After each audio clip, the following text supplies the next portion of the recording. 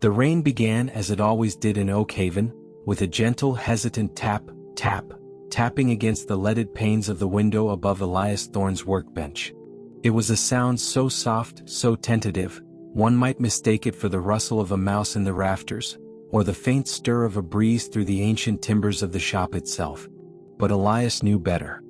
He knew this preliminary whisper, it was the prelude to the symphony. Soon, the taps deepened, evolving into a steady rhythmic drumming on the slate roof tiles, a comforting hush that settled over the village, quieting the last murmurs of the day. The air, already heavy with the scent of old paper and fine leather, took on the added perfume of damp earth and distant, rain-soaked pine. It was an olfactory comfort, a scent he had come to associate with a peculiar, fragile sense of peace. Elias, at 32, was a man cast in the mold of quiet contemplation, a stark contrast to the chaotic urban life he had meticulously peeled away, layer by agonizing layer, until only the core of him remained here in Oakhaven. His hands, though still bearing the faint, lingering calluses from a previous, less tranquil existence, were now gaining the soft, almost reverent touch of a craftsman. He wore his spectacles perched low on his nose, a habit inherited from his great-uncle, the original Elias Thorne, whose name still graced the shop's fading sign. Through their smudged lenses, his eyes, the color of wet slate, held a weariness that few noticed, and a quiet curiosity that fewer still understood. He hadn't chosen Oakhaven so much as Oakhaven had claimed him. When the solicitor's letter arrived, curt and impersonal, announcing the passing of a distant relative he barely remembered, a reclusive great-uncle who had lived out his days surrounded by books and silence, Elias had seen it less as an inheritance and more as an invitation. An invitation to escape the city's relentless clamor, its unforgiving deadlines, and most pressingly, the gnawing echo of a life that had suddenly, inexplicably unraveled. There had been a library, a collapse, a silence that had stretched too long. And then Oakhaven. The old bookbinder's shop, Thorne's bindery, was a labyrinth of scent and shadow. Shelves, dark with age and weighted with centuries of stories, lined every wall, reaching up to a ceiling that seemed to absorb light rather than reflect it. Dust motes danced like tiny golden sprites in the single shaft of light slicing through the small high window. The air was thick with the ghost of ink, parchment, and the subtle, indefinable tang of forgotten time. Elias had spent the past 8 months learning the craft from dusty manuals and the whispered advice of the few remaining villagers who remembered his great-uncle. Each day was a lesson in patience, in precision, and in the profound quietude of creation. Tonight, he was mending a fragile leather-bound collection of botanical illustrations, its spine cracked, its pages threatening to spill their delicate beauty onto the floor. He picked up a small, curved needle, threading it with waxed linen, his movements slow, deliberate. Prick, pull, prick, pull. The rhythm was hypnotic, a counterpoint to the rain's steady drumming outside. Each stitch was an act of preservation, a small victory against the relentless march of decay. His mind, however, was not entirely on the meticulous work. It rarely was these days. It drifted, as it often did, to the rain. In the city, rain was an inconvenience, a dreary sheet that turned concrete slick and gray, a muffled threat. Here in Oakhaven it was a companion, an old friend. Yet lately it had begun to feel different. Not menacing, not overtly sinister, but possessing a quality that felt both ancient and unsettling. Sometimes, when the rain fell particularly hard, he imagined it wasn't just water, but the accumulated tears of the past, washing over the sleepy village, carrying with it forgotten sorrows and half-remembered secrets. He closed his eyes for a moment, letting the sound of the downpour wash over him. It was then, amidst the shh of the rain, that he heard it, or thought he heard it. A whisper, faint and fleeting, like paper rustling in a breeze that wasn't there. He opened his eyes, scanning the shadowed shelves, but saw nothing amiss. Just rows and rows of silent books, their spines a kaleidoscope of muted colors, their pages holding quiet vigil. It was probably just the old shop settling, he told himself, the timbers groaning under the dampness. Or perhaps just the echo of his own weary thoughts playing tricks. He picked up a small silver-handled awl, its tip glinting in the lamplight. He carefully pierced the paper sections of the botanical book, preparing them for the final sewing. The tap-tap-tap of the rain intensified, growing from a gentle patter to a robust shower, cascading down the window panes in shimmering sheets. The old oak tree outside, its branches heavy with leaves, hissed softly as it caught the deluge. Oakhaven itself seemed to pull inward during these long rainy nights. Its few residents, mostly elderly and steeped in generations of village lore, retreated into their homes, leaving the cobblestone streets slick and gleaming under the faint glow of gas lamps. The bakery, usually a beacon of warmth and the sweet scent of yeast, was dark tonight, its window display empty save for a few crumbs. The old general store, run by the perpetually stoic Mrs. Gable, was shuttered tight. Elias often wondered what they did, these villagers, behind their closed doors. Did they tell old tales? Did they feel the same unsettling quality in the rain? He was still an outsider, a city transplant, an anomaly in a place where roots ran impossibly deep. His connection to the bookbinding craft was not born of lifelong passion, but of desperation. After his life had imploded, after the dust of the collapsed world had settled, he found himself adrift. The meticulous nature of bookbinding, the slow, methodical process of taking disparate elements, paper, thread, glue, leather, and transforming them into a coherent, lasting whole, offered a balm to his frayed nerves. It was a physical manifestation of rebuilding, of finding order in chaos. Each precise cut, each careful stitch, was a small step away from the jumbled mess his mind had become. He found a strange comfort in the silence of the shop, the tactile sensation of the materials, the quiet dignity of the work. Was a refuge. But sometimes, especially on nights like this, when the rain seemed to whisper secrets against the glass, the silence of the shop felt less like a refuge and more like an expectant hush. As if the books themselves were holding their breath, waiting for something. Tonight, a new feeling began to stir within him, subtle at first, like a distant hum beneath the more obvious sounds of the storm. It was a sense of being watched, not by an external presence, but by something woven into the very fabric of the old shop. He found himself glancing more frequently towards the darker corners, where shadows clung like velvet shrouds. The spines of the books seemed to blur, their titles becoming indistinct, shifting just at the edge of his vision. He shook his head, a small, weary gesture. Lack of sleep, he chastised himself. Too much quiet. Too much rain. He returned his focus to the botanical book. He was about to apply a final coat of wax to the new leather spine when his gaze snagged on something beneath a stack of unbound folios on a lower shelf. It was a book he didn't recognize.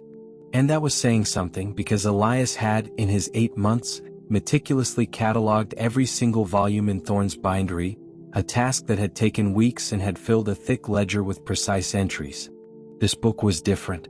It wasn't merely old, it felt ancient. Its cover was a dark, unadorned hide, possibly untanned leather, almost black with age and grime, completely lacking the usual markings or gilded titles. It was small, no larger than his hand, but felt impossibly heavy, as if made of stone. There was no spine, only a rough, exposed stitching that looked almost organic, like sinews. It seemed to have simply appeared. A cold prickle ran down Elias's spine, a sensation sharper than the chill in the air. He reached for it, his fingers hesitating just above the rough surface. The air around the book felt denser, colder, as if it was absorbing the warmth from the lamp. He pulled it out, his fingers brushing against the rough, dry texture of the cover. It felt like something that should not exist in this era, a relic from a forgotten time. The weight of it in his hands was unnerving. It felt not merely heavy but significant, as if it contained untold centuries within its pages. The binding was not of any known technique he had encountered in his studies. It was primitive, almost primal. He carefully opened the cover. Inside there were no printed words, no elegant script. The pages, thick and brittle, were made of a substance he couldn't identify, perhaps vellum, but with an odd, almost translucent quality like dried leaves. And upon these pages, instead of ink, were faint, swirling patterns, drawn in what looked like dried blood. Or perhaps, he told himself, trying to dispel the sudden, irrational fear, It was just very old, oxidized red pigment.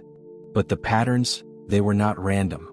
They seemed to writhe, to form symbols that shifted and reformed before his eyes, like clouds morphing in a storm.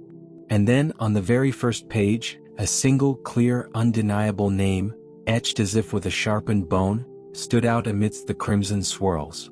Not the ornate, flowing script of a scribe, but stark and primitive, almost a brand. Elias. A gasp caught in Elias's throat, stolen by the sudden chilling conviction that the rain outside had stopped. For a single terrifying moment, the world outside Thorne's bindery fell absolutely silent. No pitter-patter, no gurgle, no hiss of the oak. Just an echoing, profound stillness, broken only by the frantic beat of his own heart. He looked up, his gaze darting to the window. The world outside was an inky void, the village lights swallowed by the dark. And then, just as suddenly, the rain returned, not as a gentle patter, but as a torrential downpour, hitting the roof with a sudden, deafening roar, as if something immense had been flung against the shop from above. The sound was so violent, so overwhelming, it rattled the very foundations of the old building, causing the shelves to groan and the books to shiver. Elias clutched the ancient book tighter, his knuckles white. The name on the page seemed to burn under his thumb. Was this some macabre jest? A strange coincidence? Or was this old book, a relic that had seemingly materialized from thin air, somehow connected to his arrival in Oakhaven, to the hidden reason he had been drawn here? Before he could process the thought, before he could even decide whether to drop the book or examine it further, the bell above the shop door, usually a cheerful jingle, let out a slow, deliberate clink, startling him so violently he almost cried out. Someone was there. In this weather. At this hour. A dark figure stood silhouetted against the stormy night, their face obscured by the driving rain and the shadows of the doorway.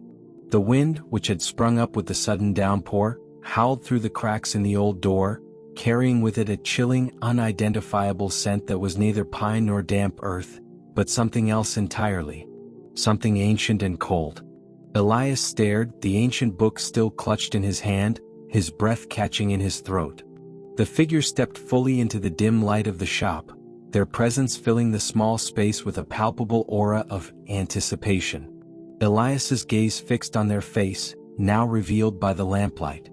It was an old woman, her features sharp and severe, her eyes, though shadowed by the brim of a wide dark hat, seemed to pierce the dimness of the shop, fixing on him with an unsettling intensity. A thin, almost imperceptible smile played on her lips, a smile that held no warmth, only a hint of something knowing, something hungry. "You found it then," she rasped, her voice like dry leaves skittering across stone, barely audible above the renewed roar of the storm. Her gaze was not on him, but on the strange, ancient book still held tight in his trembling hand. "The book that knows your name."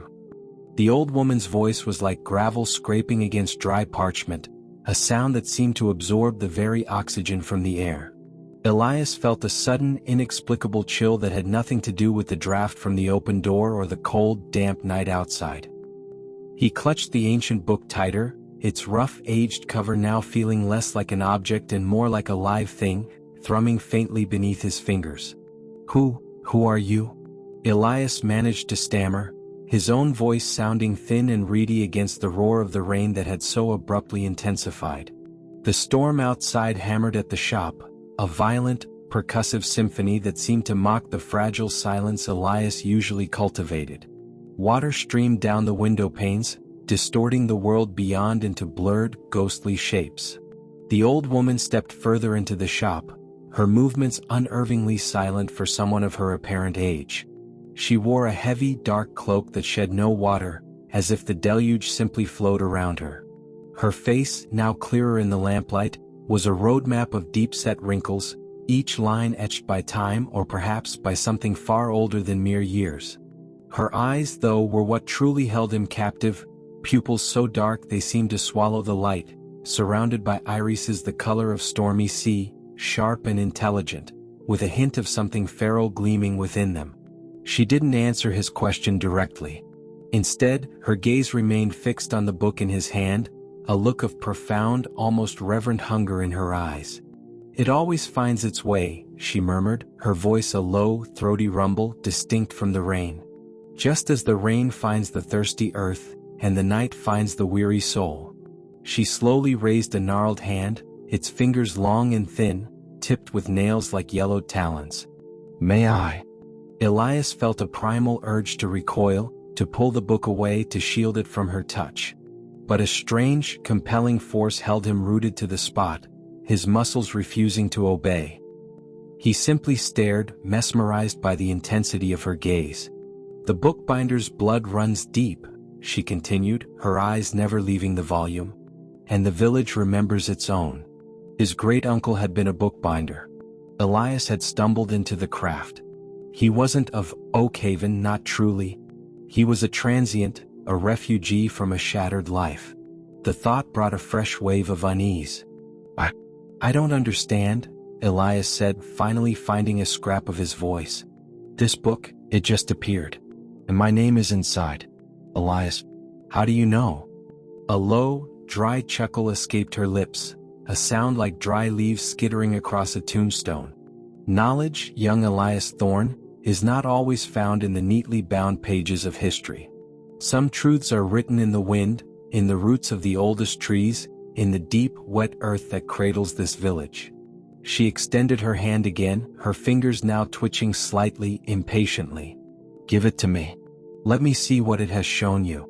Hesitantly, his hand still trembling, Elias offered the book. As her fingers brushed his, a jolt, cold and sharp as splintered ice, shot through him. It wasn't pain but a profound chill that seemed to penetrate to his very core, leaving him breathless.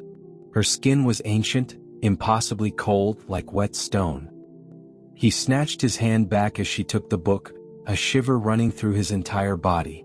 The old woman paid his reaction no mind. She held the book with surprising gentleness, turning it over in her hands, her dark eyes tracing the crude, sinewy stitching. "An imperfect binding, yet the strongest kind," she whispered almost to herself. "Bound not by human hands but by purpose." She opened the book to the first page where Elias's name was etched. Her long finger, almost translucent, glided over the crude letters. "Elias," she repeated, her voice softer this time, almost a lullaby, yet with an undercurrent of something predatory. "The name echoes through the generations, does it not? A calling." Elias felt a wave of dizziness. He stumbled back a step, bumping against his workbench. The familiar sense of leather and paper suddenly felt alien, tainted by her presence, by the cold, damp essence she seemed to exude. The world around him seemed to warp slightly, the shadows in the shop deepening, elongating into grotesque, dancing forms. The shelves of books seemed to press in on him, their silent spines whispering secrets he couldn't quite discern. Was he dreaming? Was this a hallucination brought on by exhaustion, by the overwhelming intensity of the storm? "Who are you?" he demanded again, his voice firmer now, fueled by a rising tide of fear and a desperate need for answers. She finally met his gaze, her dark eyes piercing him. "They call me many things. Some call me the Weaver of Whispers. Some, the Keeper of the Wet Earth. In the village they know me as Alara. But my true name, it is not for the living to speak." She gestured around the shop with a sweep of her hand. "This place, it breathes, remembers. And you, Elias Thorne, are its newest breath, its newest memory keeper." Her words were cryptic, unsettling. He looked at her, then at the strange book in her hands. The intricate, swirling patterns on the pages, drawn in what he had so easily dismissed as oxidized red pigment, now seemed to pulse with a faint internal light, almost imperceptible against the dark vellum. He could almost hear them, a low, buzzing hum that vibrated through the very air. "This book," Alara continued, holding it out to him, "is a record. Not of what has been, but of what is and what will be. It is the story of Oakhaven, written in the echoes of its past, and the whispers of its future." He hesitated, reluctant to touch it again, yet compelled by an irresistible pull. He reached out, his fingers brushing the same cold, dry texture as before. But this time, as his skin made contact, a vivid, fleeting image flashed through his mind, not a memory of his own, but a glimpse of Oakhaven as it once was. He saw the village bathed in moonlight, the cobblestones slick with rain, but the houses looked different, older, their thatched roofs glowing with a strange internal light. And he saw figures moving through the shadows, figures draped in cloaks like Elias, their faces hidden, their movements silent. It lasted only a fraction of a second, then vanished, leaving him disoriented and breathless. "What was that?" he gasped, his eyes wide. Elias' thin smile widened, showing teeth that were a little too long, a little too sharp. "A taste. A glimpse.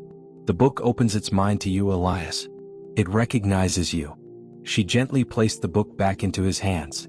It no longer felt merely heavy, it felt alive, a pulsating weight that settled deep into his palms, sending a faint tremor up his arms. The etched name, Elias, now seemed to glow with a faint, internal warmth. "This book has always sought a thorn," she explained, her voice gaining a strange, melodic quality that was both soothing and terrifying. "For generations, a bookbinder of your lineage has been the keeper. They bind the stories of others, yes, but they also bind the truth of Oakhaven. They are the guardians of its deepest secrets." Secrets. Elias's mind reeled. His great-uncle, a reclusive old man who smelt perpetually of glue and old paper, a guardian of secrets? It seemed absurd. "Oakhaven is not merely a village of quiet rain," Elias said, her gaze drifting towards the window, where the storm raged with undiminished fury. "It is built upon something ancient. Something that stirs beneath the wet earth." Her voice dropped to a near whisper, barely audible above the howling wind. "The old tales, they are not just stories, Elias. They are warnings. They are records." The air in the shop grew colder, thicker. The scent of damp earth became more pronounced, taking on a metallic tang. Elias felt a profound sense of foreboding, a deep-seated dread that tightened its icy grip around his heart. He looked down at the book in his hands. The blood-like patterns on the pages seemed to shift, coalesce, forming images. He saw distorted faces, screaming in silent agony. He saw twisted trees, their branches like skeletal fingers reaching towards a bruised, stormy sky. And he saw rain, endless, ceaseless rain, washing over a land utterly submerged. "What kind of secrets?" he pressed, his voice barely a whisper. The images faded from the page, leaving only the swirling crimson patterns. Ilara turned back to him, her eyes gleaming in the dim light. "Secrets of hunger. Of what lies dreaming, bound beneath the soil, fed by the rain. And of those who sought to wake it." She took a step closer, and Elias instinctively recoiled, bumping into a stack of old leather-bound tomes. "The book, Elias, is the key. It shows the way to seal the bindings again, to soothe the restless sleep." A sudden sharp crack of thunder ripped through the air, shaking the entire shop, causing a rain-streaked window to rattle violently.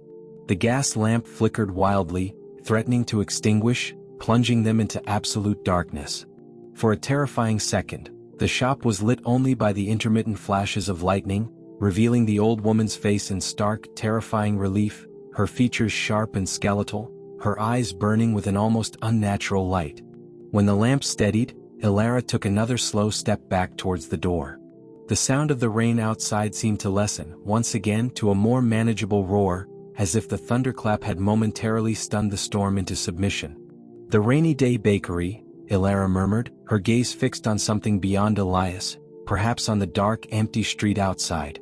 "Its ovens are cold tonight. But soon, they will burn again. Not with bread, but with memory."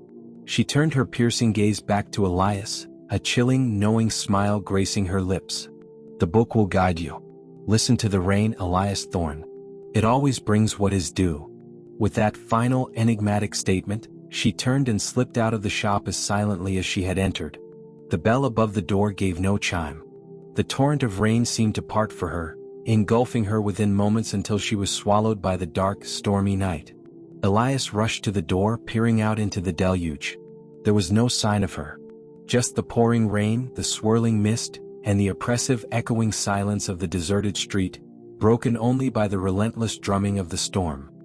He backed away from the threshold, pulling the door shut with a frantic slam, the heavy wood thudding against its frame, trying to seal out the unsettling night. He leaned against it, breathing heavily, his heart pounding like a drum against his ribs.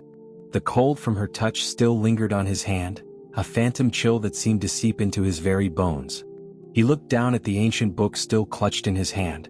It felt impossibly heavy, a leaden weight that anchored him to this strange, terrifying reality. He ran his thumb over the etched name Elias. The faint warmth was still there. Was she a madwoman? A hallucination? Or was there a deeper, darker truth to Oakhaven than he had ever imagined? Was the quiet, sleepy village he had sought as a refuge actually a cage, and he, Elias Thorne, the unwitting keeper of its restless secrets? He looked at the book again, the blood-like patterns on its pages, the strange, organic binding.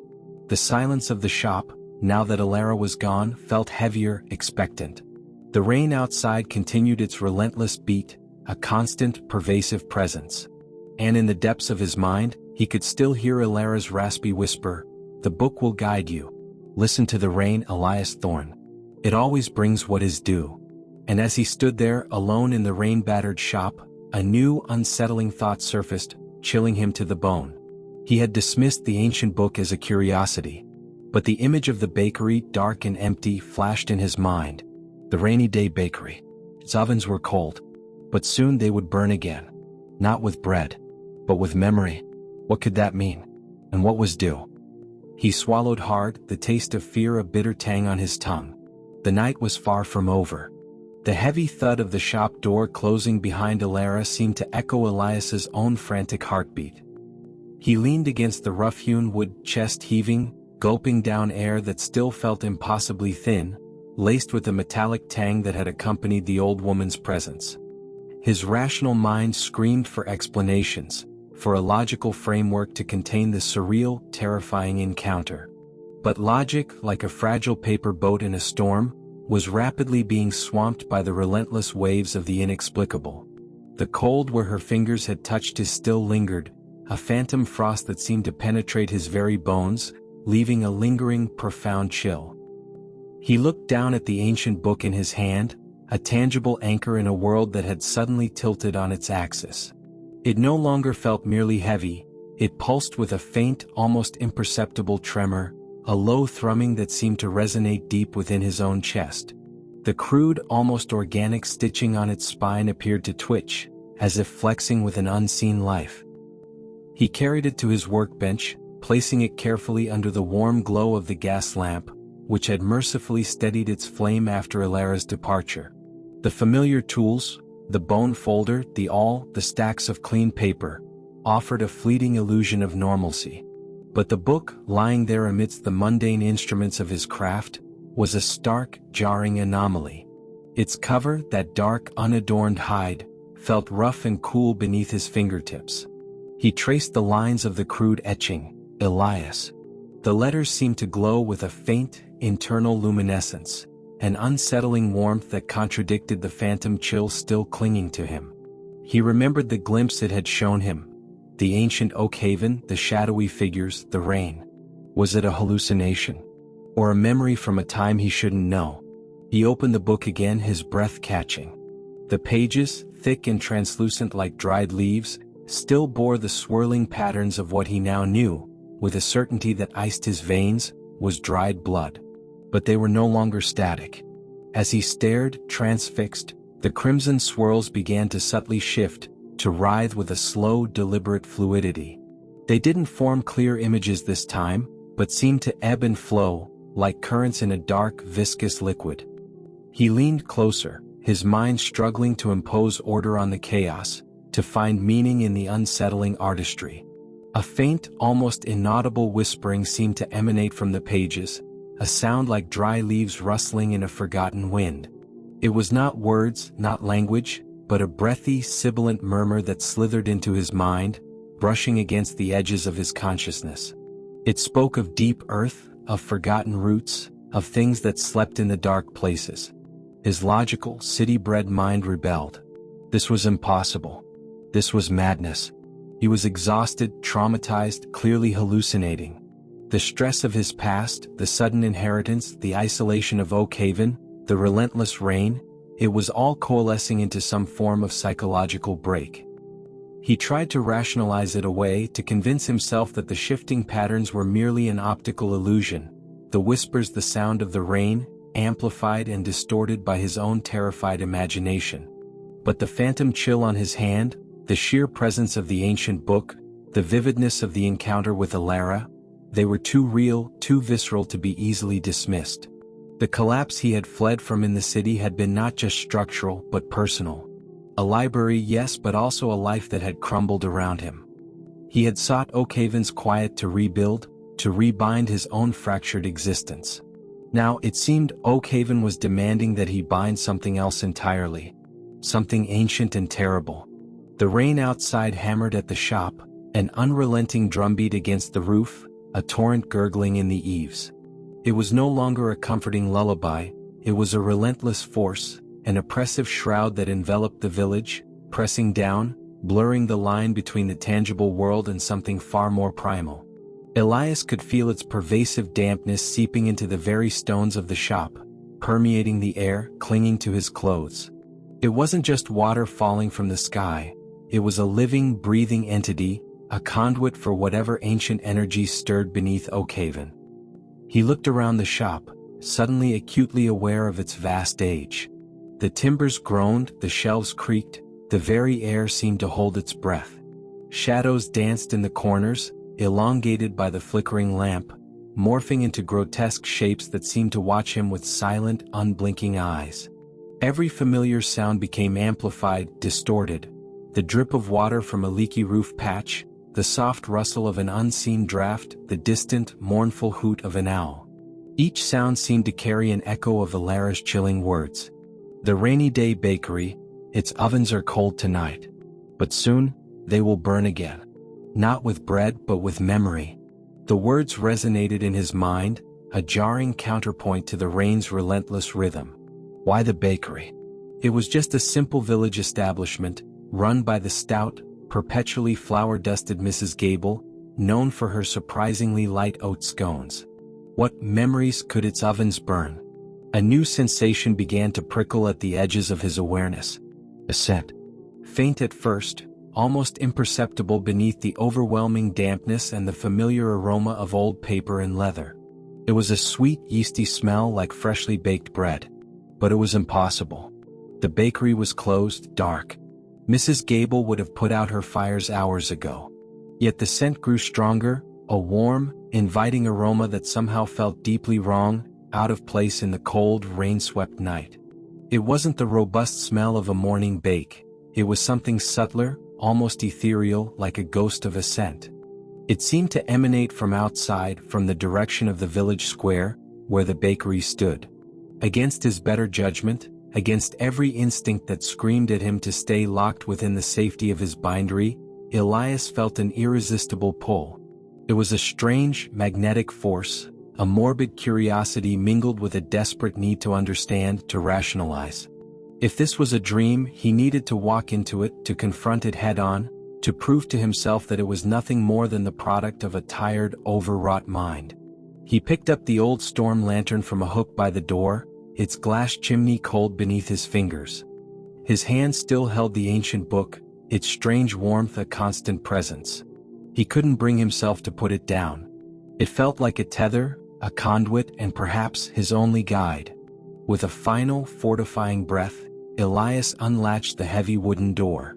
The wind, invigorated by the open threshold, immediately swept into the shop, rustling the stacked papers on his desk, making the old lamp flicker wildly.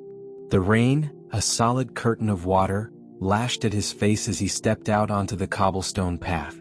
The chill was immediate, bone-deep, but the strange, sweet scent of warm bread was undeniably stronger out here, weaving through the damp air, carrying on the wind.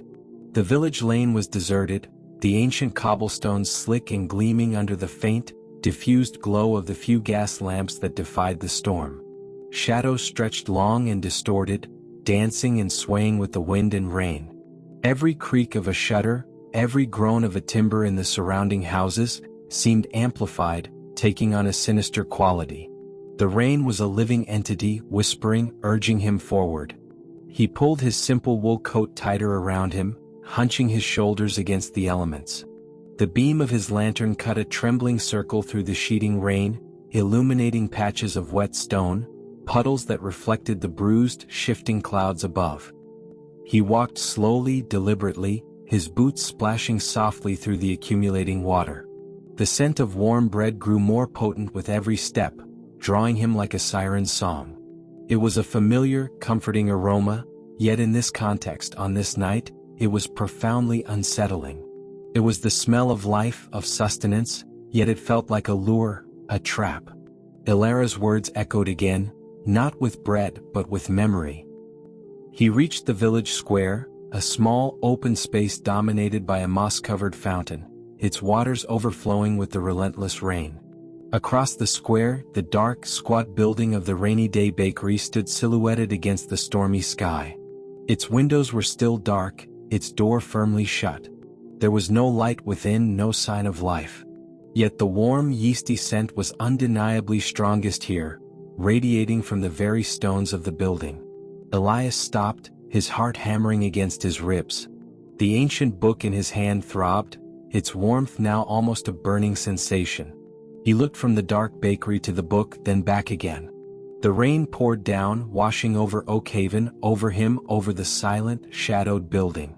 And then, just as he stood there, paralyzed by a mixture of dread and compelled curiosity, a faint, rhythmic sound began to emanate from within the bakery.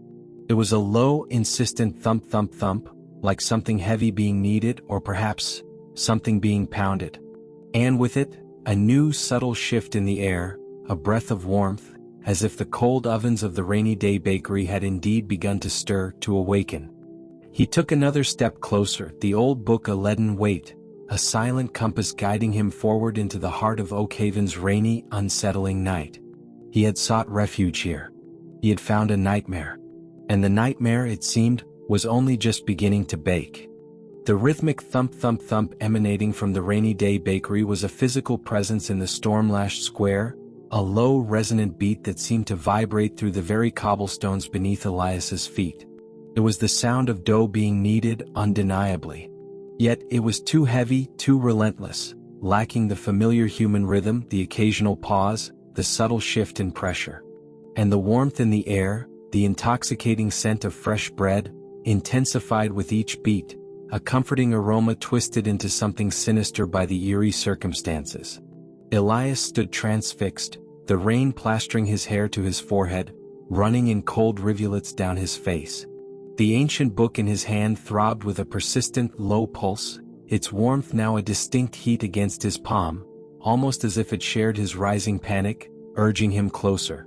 Every rational fiber of his being screamed at him to turn back, to retreat to the perceived safety of his bindery, to dismiss this as a hallucination brought on by sleep deprivation and an overactive imagination. But the insistent thump thump thump, the impossible scent, and Ilara's chilling prophecy about ovens burning, not with bread but with memory, held him captive. He took another hesitant step, then another, drawn by an invisible thread woven from dread and an insatiable, terrifying curiosity.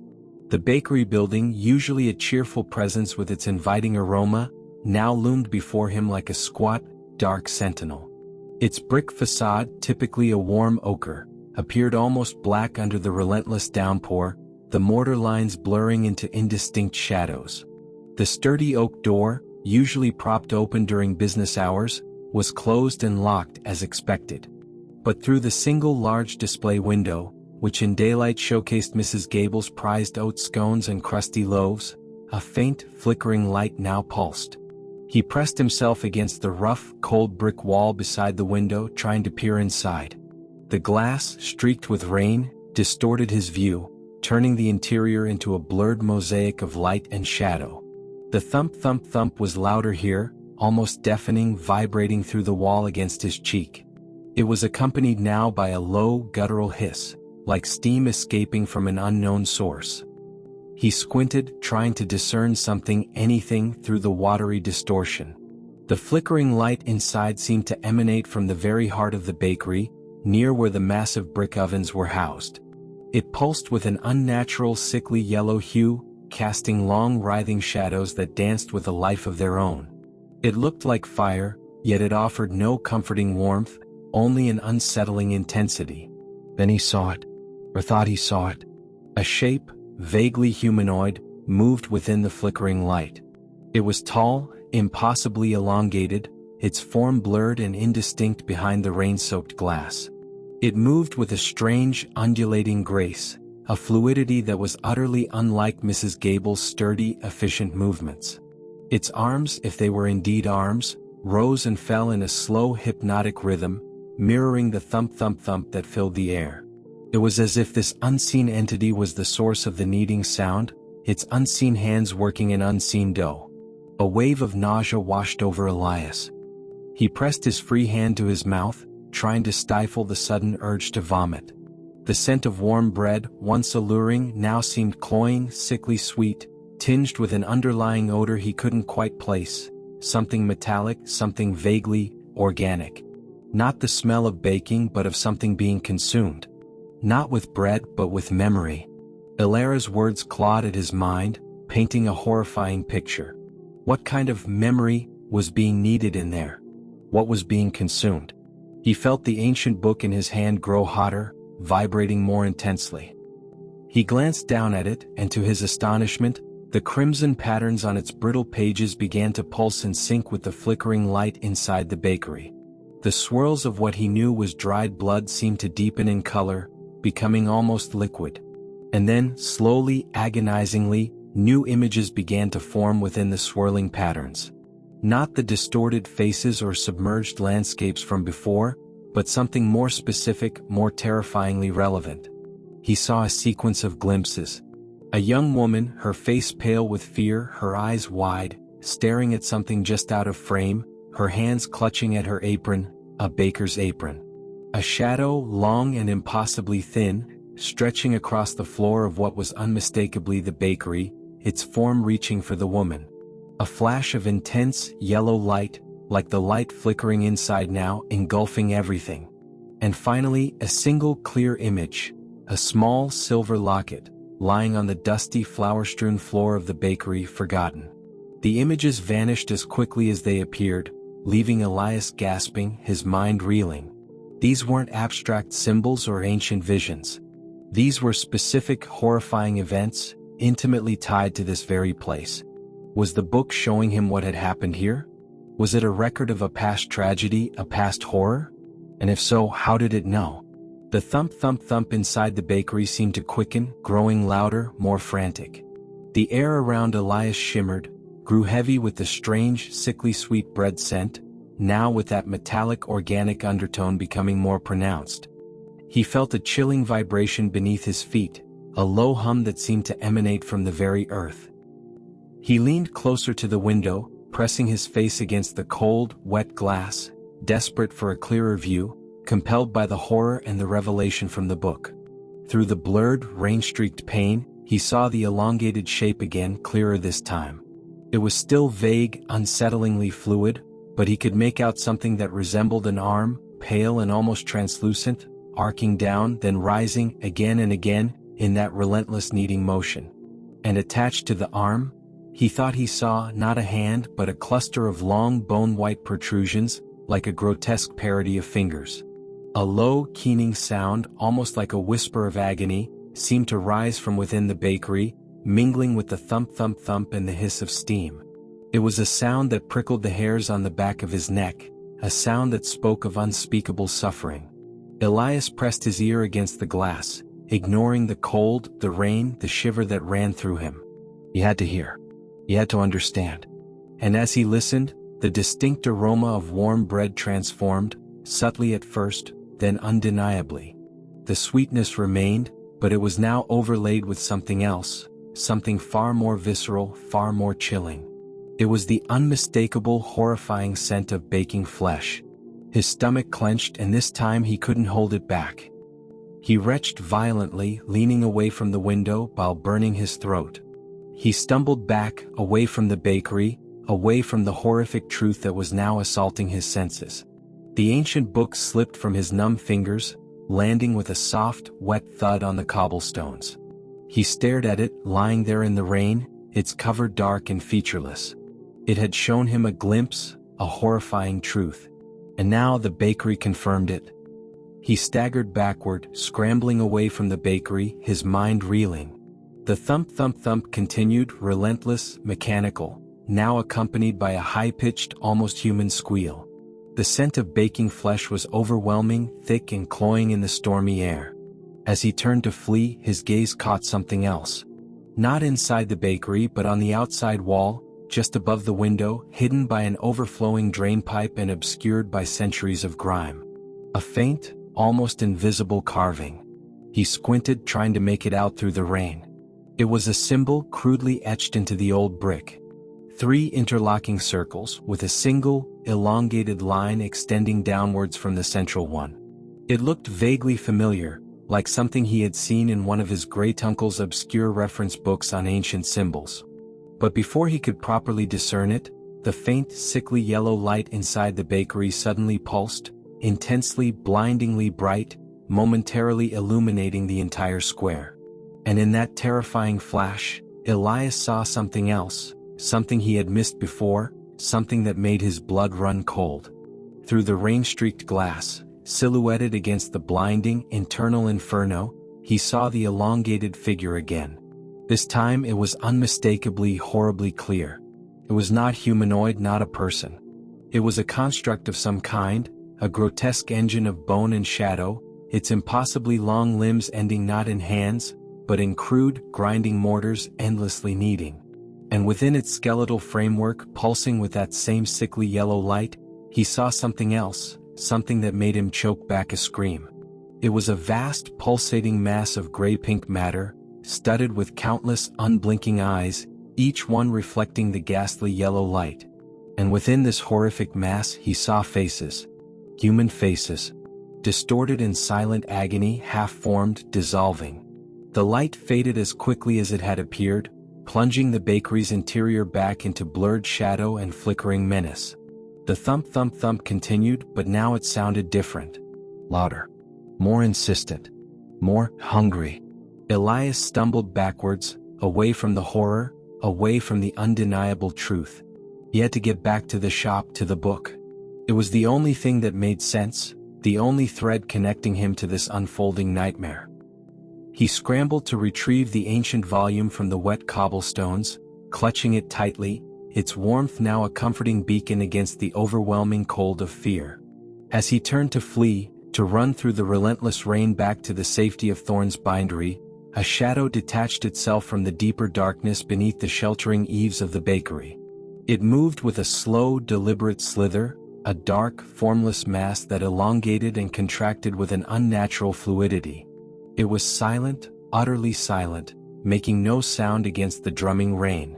It was heading towards him. The words from his great-uncle's ledger pulsed in Elias's mind, a horrifying echo chamber. The cycle quickens. The rain remembers.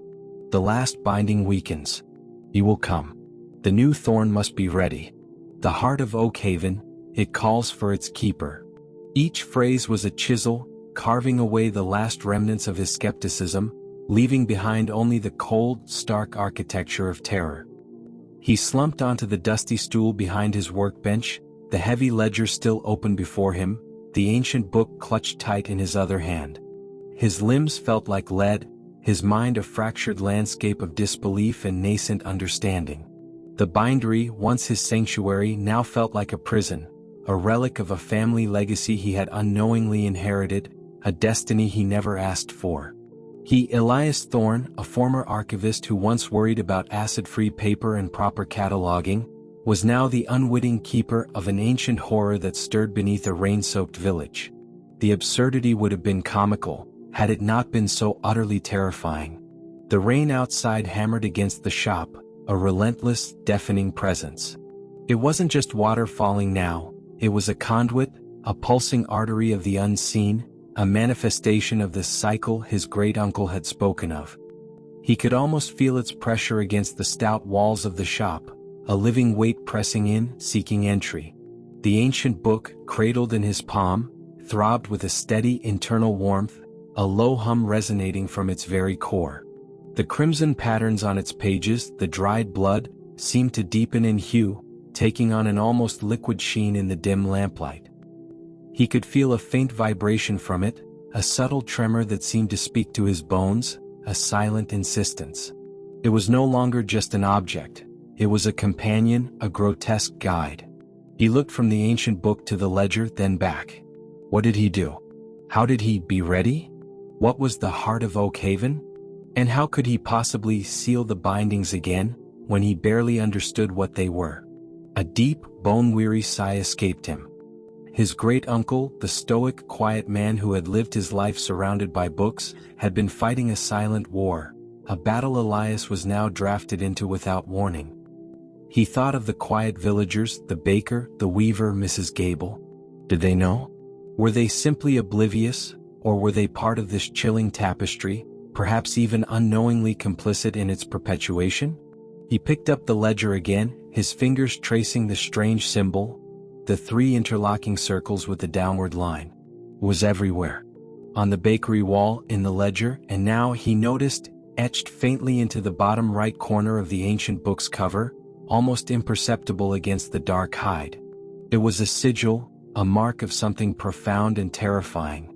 He began to search the ledger again, more systematically this time, ignoring the mundane entries, focusing only on the pages adorned with the symbol. He was looking for patterns, for clues, for any scrap of information that could translate his abstract terror into actionable understanding. He found fragmented notes, scribbled hastily in the margins, almost coded.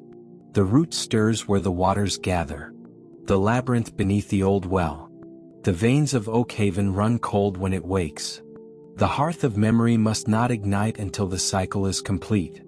The hearth of memory. He shivered. That had to be the bakery. The hearth of its ovens.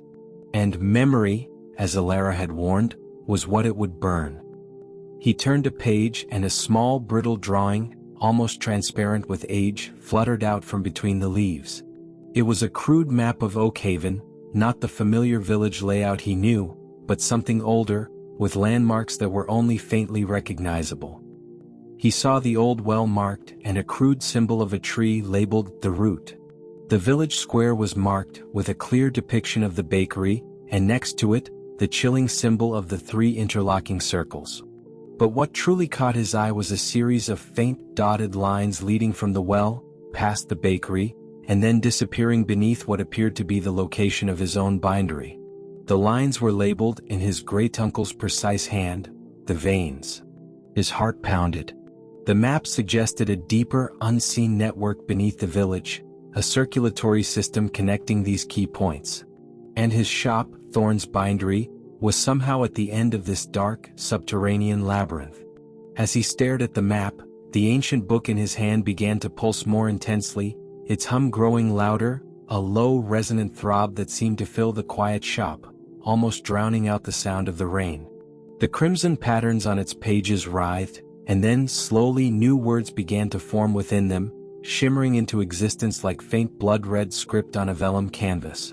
They were not etched, but seemed to grow from the very substance of the page, then recede only to form again. The veins lead to the heart. The heart remembers the old blood. The keeper must rebind. Elias felt a terrifying clarity descend upon him.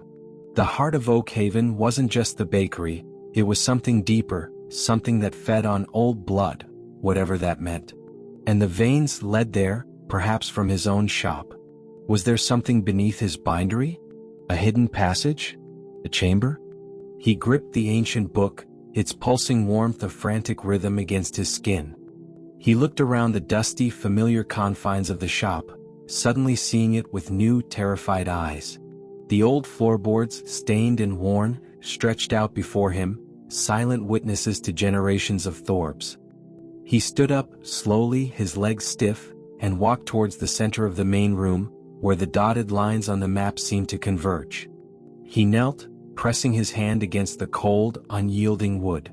Nothing. Just the familiar feel of old timber. But then, as the ancient book in his hand pulsed with an even greater intensity, he felt it. A faint vibration beneath the floorboards, a subtle thrumming that was distinct from the distant roar of the rain. It was a low, resonant hum, a sound that seemed to emanate from deep within the earth, reverberating up through the foundations of the bindery. It was the same hum he had felt when Alara was present, when the shadow was pursuing him. It was the sound of the hungry one, the entity beneath Oakhaven, stirring. He pressed his ear to the floor, listening intently. The hum grew, a low guttural vibration that resonated in his eardrums, a deep primal sound that was both ancient and deeply unsettling. It was the sound of something vast, something immense, shifting beneath the ground. And accompanying it, faint at first, then undeniably, a metallic tang began to rise from between the floorboards, the very same scent he had smelled at the bakery, now closer, more pervasive. It was the smell of old blood, of rust, of something long dormant waking up. He scrambled back, startled, bumping into a tall, narrow bookshelf filled with ancient, uncatalogued tomes. They swayed precariously, threatening to topple, and Elias braced himself to catch them.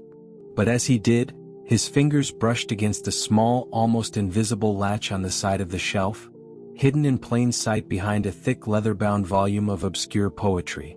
Curiosity, overriding his immediate terror, took hold.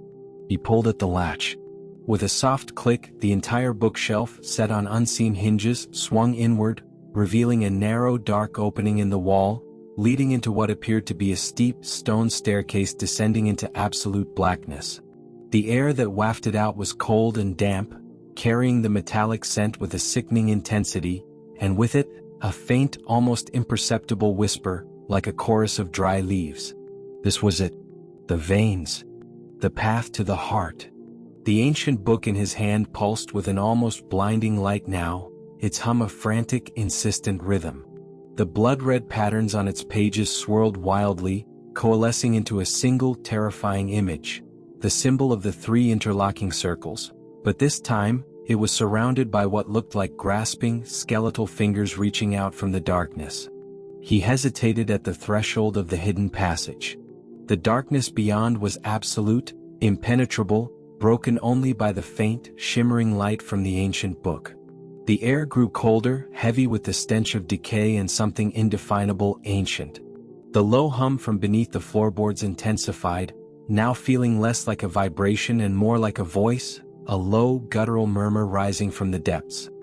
He knew with a chilling certainty that whatever lay down that staircase was directly connected to the horror he had witnessed at the bakery, to the ancient entity that stirred beneath Oakhaven. His great-uncle had gone down here. Many times. To bind. To seal. Taking a deep, shuddering breath, Elias gripped the ancient book tighter. Its warmth was now almost painful, burning into his palm, but it was also a strange comfort, a source of power in the face of overwhelming dread. He had nowhere else to go, no one else to turn to. He was Elias Thorne, the new keeper, and Oakhaven was calling.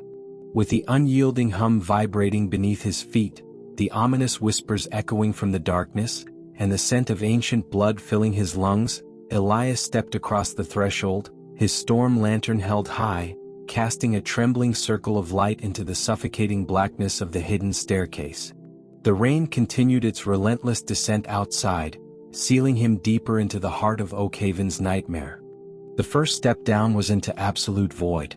Elias's storm lantern, though held high, seemed to swallow its own light, struggling to pierce the suffocating darkness that clung to the hidden staircase.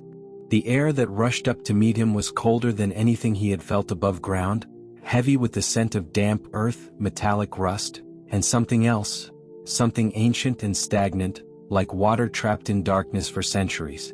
It was the scent of forgotten time, the breath of a deeper, older world. Each stone step beneath his worn boots was slick with moisture, treacherous in the gloom. He moved slowly, cautiously, one hand braced against the rough, cold stone wall, the other clutching the ancient book to his chest.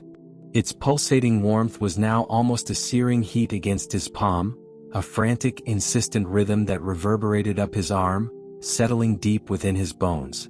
The hum, that low, guttural thrumming from beneath the floorboards, intensified with every descending step, growing from a distant vibration to a pervasive drone that resonated in his chest, a living heartbeat of the earth itself. The silence of the subterranean passage was profound, broken only by the drip, drip, drip of unseen water, echoing mournfully from the depths. The roar of the rain above ground, so oppressive moments ago, was now a distant, muffled whisper, a memory of the world he had just left behind. Here, in this hidden maw, only the hum and the drip held sway, ancient sounds of deep earth. his mind, frayed by terror and exhaustion, struggled to process the unfolding reality. This was no dream. This was no hallucination. This was a truth buried deep, literally, beneath the sleepy village of Oakhaven. His great-uncle, the quiet bookbinder, had walked this path countless times. He had descended into this darkness, faced whatever stirred within and bound it. The thought both terrified and strangely steadied Elias.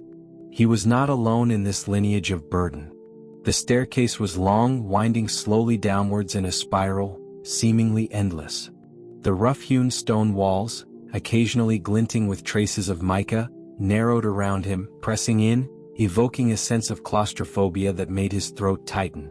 The air grew heavier, colder, the metallic tang stronger, almost a taste in his mouth. He felt a strange pressure in his ears, as if descending into the crushing depths of the ocean. As he went deeper, the ancient book's light intensified further, becoming a beacon in the Stygian gloom. Its crimson patterns no longer just swirled. They seemed to breathe, expanding and contracting, casting fleeting, blood-red shadows on the damp stone walls around him. He felt a peculiar connection forming with it, a strange confluence of his own consciousness with the book's arcane power. He could feel its pulse, its guidance, almost as if it were an extension of his own terrified will. Then a new sensation. A faint, almost imperceptible whisper, carried on the damp air rising from below. It wasn't Alara's dry rasp, nor the sibilant rustle of the book's pages. This was a deeper, more resonant murmur, a chorus of hushed, fragmented sounds that Elias couldn't decipher, yet understood on some primitive level. It was a language of yearning, of ancient hunger, of something immense and slow stirring from a long, troubled slumber. It was the voice of the hungry one. He pressed on, his heart a frantic drum against his ribs.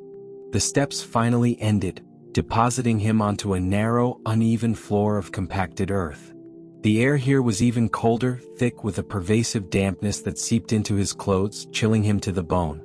The hum was overwhelming, a deep, resonant roar that vibrated through the very ground, making the small stones on the floor tremble faintly. His lantern beam cut through the absolute darkness, revealing not a chamber but a network of low, winding tunnels, carved directly into the earth. The walls were rough and uneven, glistening with moisture, threaded with thick, dark roots that snaked through the soil like veins. These were the veins of Oakhaven, the map had told him, leading to the heart. The metallic, organic smell was strongest here, a cloying, sickly sweet odor that turned his stomach.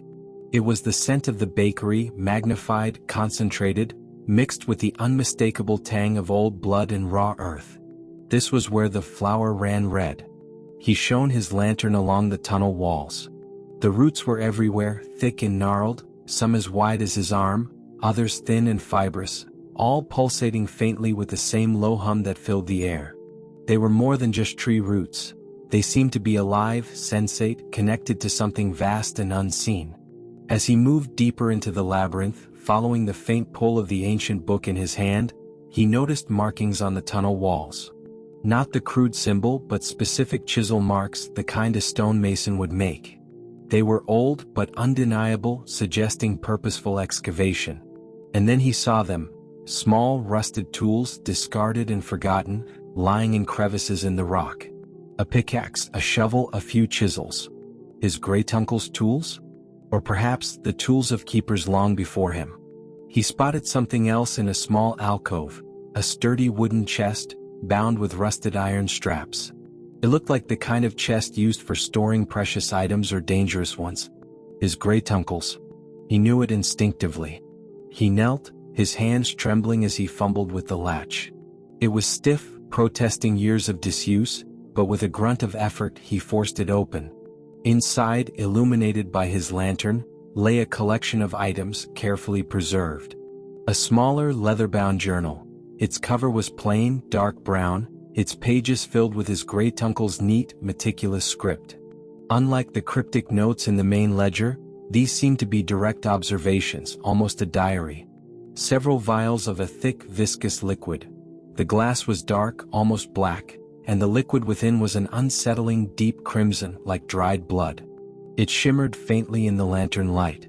A pouch filled with dried herbs and resins. Their scent was sharp, acrid, something Elias didn't recognize. A set of intricately carved bone needles, far more delicate and ornate than any of his own bookbinding tools, their tips sharp, some stained with a faint reddish-brown residue. He picked up the journal first, his fingers tracing his great-uncle's familiar handwriting. He flipped to a random page and his eyes immediately seized on a date, 2 years before his great-uncle's death. The veins pulse stronger tonight. The root grows restless. The hungering one stirs. It remembers the feast of the great deluge when the waters fed it and Oakhaven nearly fell. The last binding I performed was barely enough. Its hunger, it is immense. It seeks to break free to claim the surface once more. The rain is its ally, its conduit. Each drop fuels its memory. Elias's blood ran cold. The great deluge. Not just a natural storm, but an event that had nearly destroyed Oakhaven, connected to the hungering one and its feast. The rain was more than just weather. It was its lifeblood, its memory, its key. He flipped another page. The old stories speak of the keeper's duty, to bind the root's memory to keep the hunger at bay. The bindings are not merely physical. They are spiritual, drawn from the land itself, from the stillness of true sleep. But the current generation, they sleep too deeply, too easily. They do not dream the true dreams of Oakhaven. Sleep. The Sleep Story. The village of Oakhaven, the Sleepy Village. Elias now understood the horrifying irony. The villagers' peaceful slumber, their very connection to the earth, was perhaps what fueled the entity below, a source of quiescent energy that it sought to transform into something terrible. Or perhaps, their sleep was simply a state of blissful ignorance, of vulnerability. He looked at the vials of crimson liquid. What were they? What were the bone needles for? As if in answer, the ancient book in his hand pulsed, and the words on its pages flared with a sudden, brilliant light. This time, the patterns coalesced into a single, terrifying vision, the hungry one itself. Not the blurred, mechanical construct he had seen at the bakery, but its true, unmasked form. It was a vast, amorphous mass of dark, pulsating flesh, studded with countless, unblinking eyes that swirled and shifted within its depths. Tentacles, thick and slimy, extended from its bulk, reaching, probing. But the most horrifying detail was its maw, a gaping, toothless void from which emanated the deep, primal hum that now filled the subterranean tunnel. And within that maw, floating like gruesome motes, were more of the half-formed, dissolving human faces he had seen at the bakery. It was not consuming bread, it was consuming life, consuming memory. The vision was brief, but so vivid, so utterly repulsive, that Elias felt a wave of profound despair wash over him. This was what he was meant to fight? This unholy ancient thing? The hum intensified, growing louder, more urgent. And then the faint, metallic scent in the air shifted, taking on a new, horrifying nuance. It was the smell of ozone, of raw, unrestrained energy. And with it, a sound that Elias had heard before but never so clearly, never so terrifyingly close. A deep, resonating gurgle rose from the very floor of the tunnel, a sound like a vast, ancient throat clearing. The roots on the walls throbbed, pulsating visibly, and a viscous, black liquid began to seep from between them, dripping slowly onto the earthy floor, steaming faintly in the cold air. The ancient book in his hand vibrated with a desperate urgency, its light turning from crimson to a searing, almost painful white. The hum became a roar, filling the entire tunnel, a vast, hungry exhalation. Elias stumbled back, away from the seeping black liquid, away from the roaring hum, away from the chilling realization that whatever was down here, whatever his great-uncle had sought to bind, was not merely stirring. It was waking. And it was directly beneath his feet now. He had found the root. The roar from beneath Elias's feet was no longer a hum. It was a guttural, earth-shaking bellow, a sound that resonated with the primal force of a vast, ancient hunger. The very ground trembled, sending shivers up his legs, making his teeth rattle.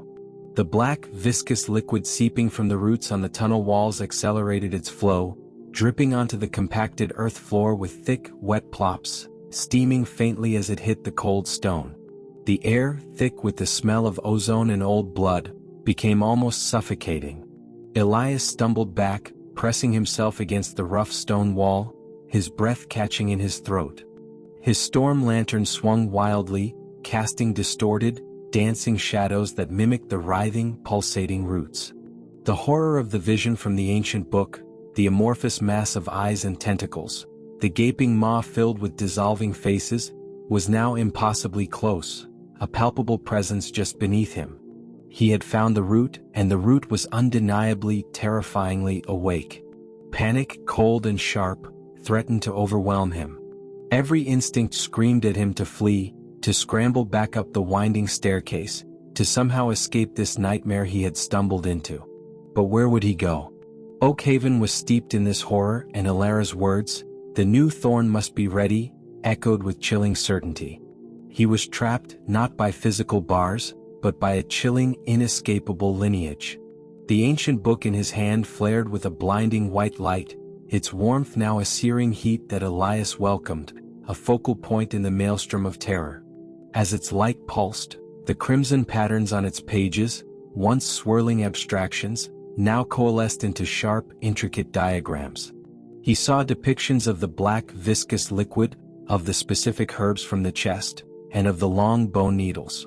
Alongside them, faint blood-red glyphs shimmered into existence, not words he understood, but symbols that seemed to imprint meaning directly onto his mind. The veins must be calmed, the old blood soothed, the essence of stillness, distilled through sleep.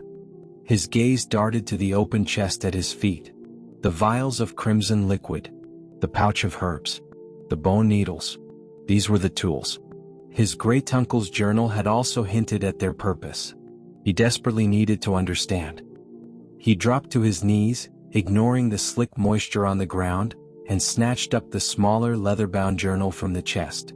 His fingers fumbled with the binding, flipping frantically to the latest entries. His great-uncle's script, once so neat, became increasingly hurried, desperate. The black bile. Drawn from the hungering one during its deepest slumber, a toxic blood, yet essential. A catalyst and a counter.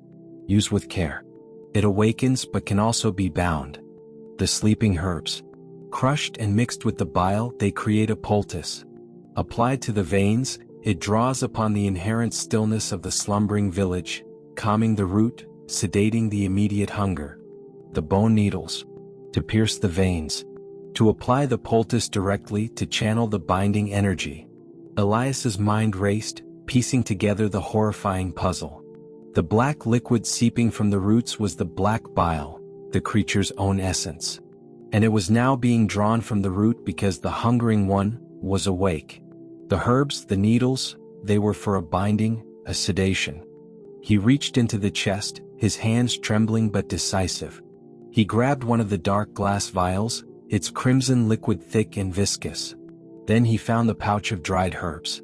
Their acrid scent was strong, earthy. Finally, he selected one of the bone needles, its tip unervingly sharp, glinting in the lantern light.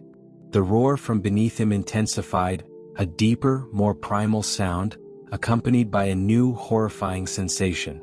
The very earth beneath his feet began to heave, a slow, deliberate undulation that threatened to throw him off balance. Small stones bounced on the floor, and a faint, high-pitched screech echoed from deeper within the earth, a sound that scraped against his eardrums, a sound of immense, unfathomable pain, or perhaps profound, ancient rage. It seeks to break free, to claim the surface once more. His great-uncle's words. Elias had to act. No. He opened the vial of black bile, the metallic tang assaulting his nostrils. He poured a small amount into the palm of his gloved hand. It was thick, oily, an unsettling shade of deep, rusted crimson. Then, with a practiced motion he didn't know he possessed, he crushed a handful of the dried herbs between his fingers, mixing them into the bile.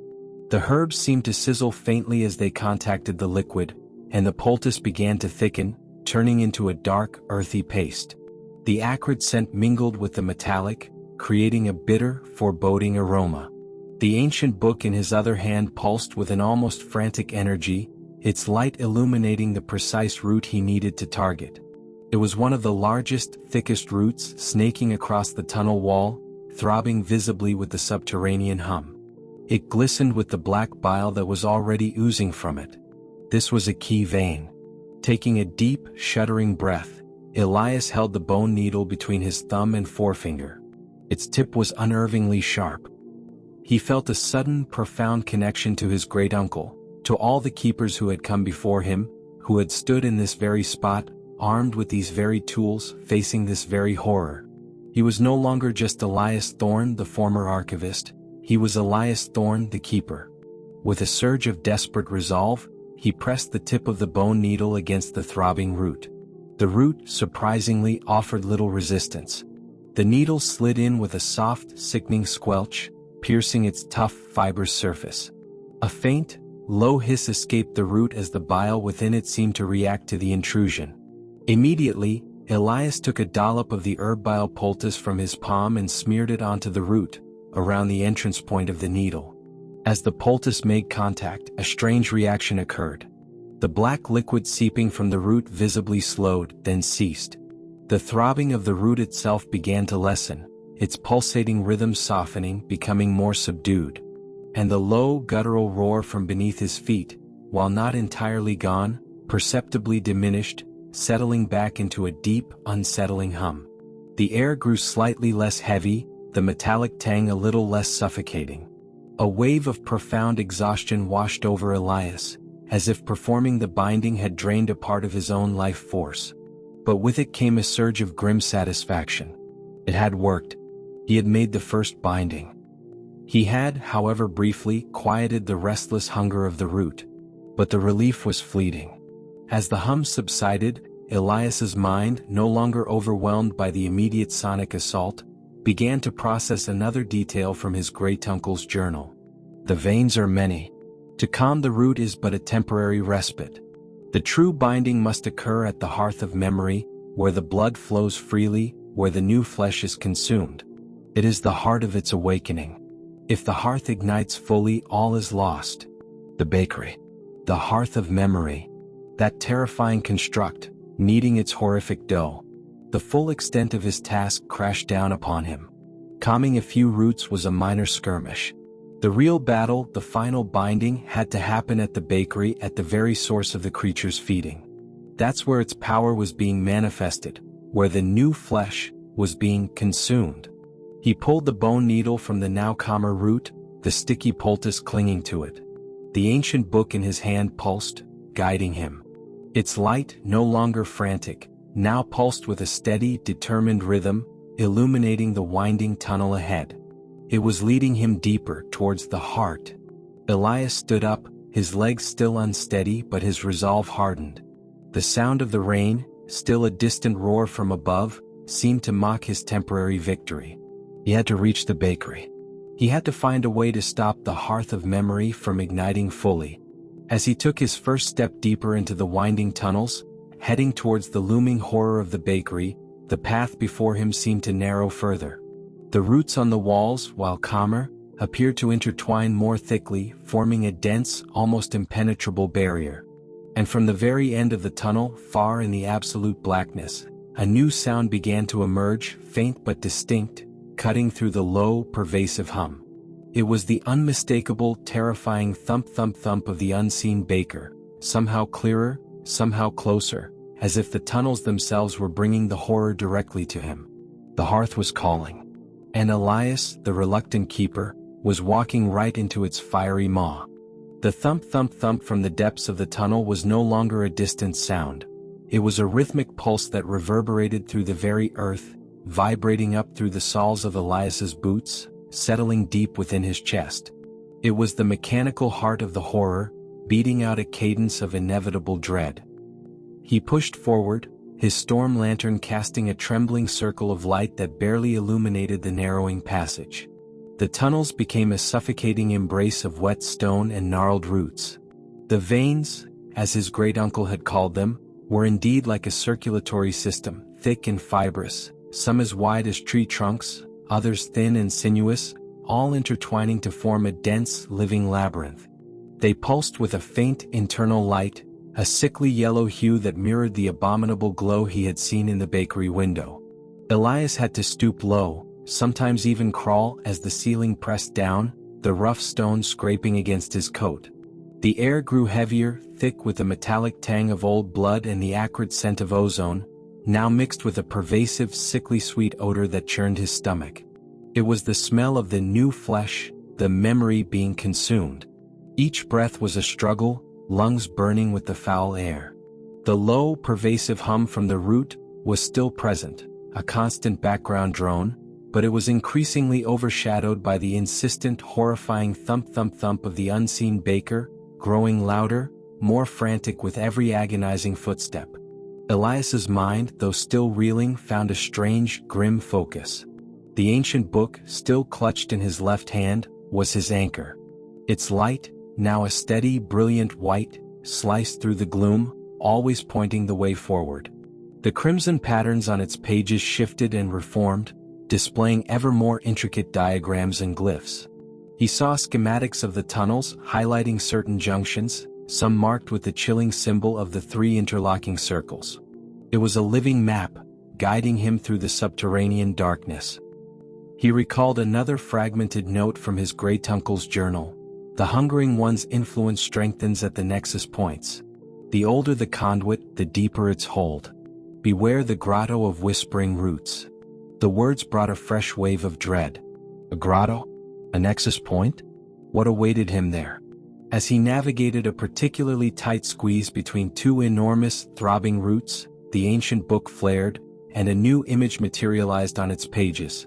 A grotesque, skeletal hand reaching out from the darkness, its long bony fingers tipped with jagged claws. Elias instinctively flinched, pulling back, his heart leaping into his throat. A warning. The roots themselves seemed to grow more agitated as he proceeded. Some pulsed with a more rapid, frantic rhythm, others seemed to subtly shift and contort, as if attempting to block his path. Elias found himself having to push past them, their rough, slimy surfaces brushing against him, sending shivers of revulsion down his spine. He could almost feel a malevolent awareness emanating from them, a conscious resistance to his intrusion. He reached a section where the tunnel opened slightly, forming a small, irregular chamber. This was not the vast root chamber he had just left, but something smaller, more intimate, yet equally terrifying. The air here was even colder, the hum from the ground deafening, and the thump-thump-thump from ahead was almost directly overhead, as if the bakery floor was just above his head. This had to be it. The grotto of whispering roots. The chamber was dominated by a colossal ancient root that spiraled up from the earth floor, its bark thick and gnarled, covered in glowing phosphorescent moss. It branched out into countless smaller roots that intertwined, forming a dense, living canopy above him. The entire grotto pulsed with a sickly yellow glow, reflecting off the damp stone walls, casting grotesque, shifting shadows. And it was then that Elias heard the whispers. Not the sibilant rustle of the book, nor the distant murmur of the hungry one. These were distinct, breathy whispers, emanating from the very roots around him, from the phosphorescent moss. They were not words, not intelligible language, but fragmented, desperate sounds. Faint cries, choked sobs, muffled pleas. The sounds of human anguish, echoing from the very earth. The thump-thump-thump from the depths of the tunnel was no longer a distant sound. It was a rhythmic pulse that reverberated through the very earth, vibrating up through the soles of Elias's boots, settling deep within his chest. It was the mechanical heart of the horror, beating out a cadence of inevitable dread. He pushed forward, his storm lantern casting a trembling circle of light that barely illuminated the narrowing passage. The tunnels became a suffocating embrace of wet stone and gnarled roots. The veins, as his great-uncle had called them, were indeed like a circulatory system, thick and fibrous, some as wide as tree trunks, others thin and sinuous, all intertwining to form a dense, living labyrinth. They pulsed with a faint internal light, a sickly yellow hue that mirrored the abominable glow he had seen in the bakery window.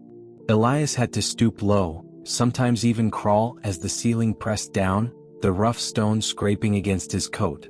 The air grew heavier, thick with the metallic tang of old blood and the acrid scent of ozone, now mixed with a pervasive sickly sweet odor that churned his stomach. It was the smell of the new flesh, the memory being consumed. Each breath was a struggle, lungs burning with the foul air.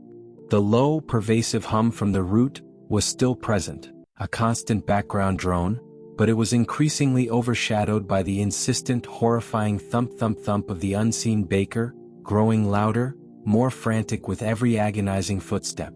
Elias's mind, though still reeling, found a strange, grim focus. The ancient book, still clutched in his left hand, was his anchor. Its light, now a steady, brilliant white, sliced through the gloom, always pointing the way forward. The crimson patterns on its pages shifted and reformed, displaying ever more intricate diagrams and glyphs. He saw schematics of the tunnels, highlighting certain junctions, some marked with the chilling symbol of the 3 interlocking circles.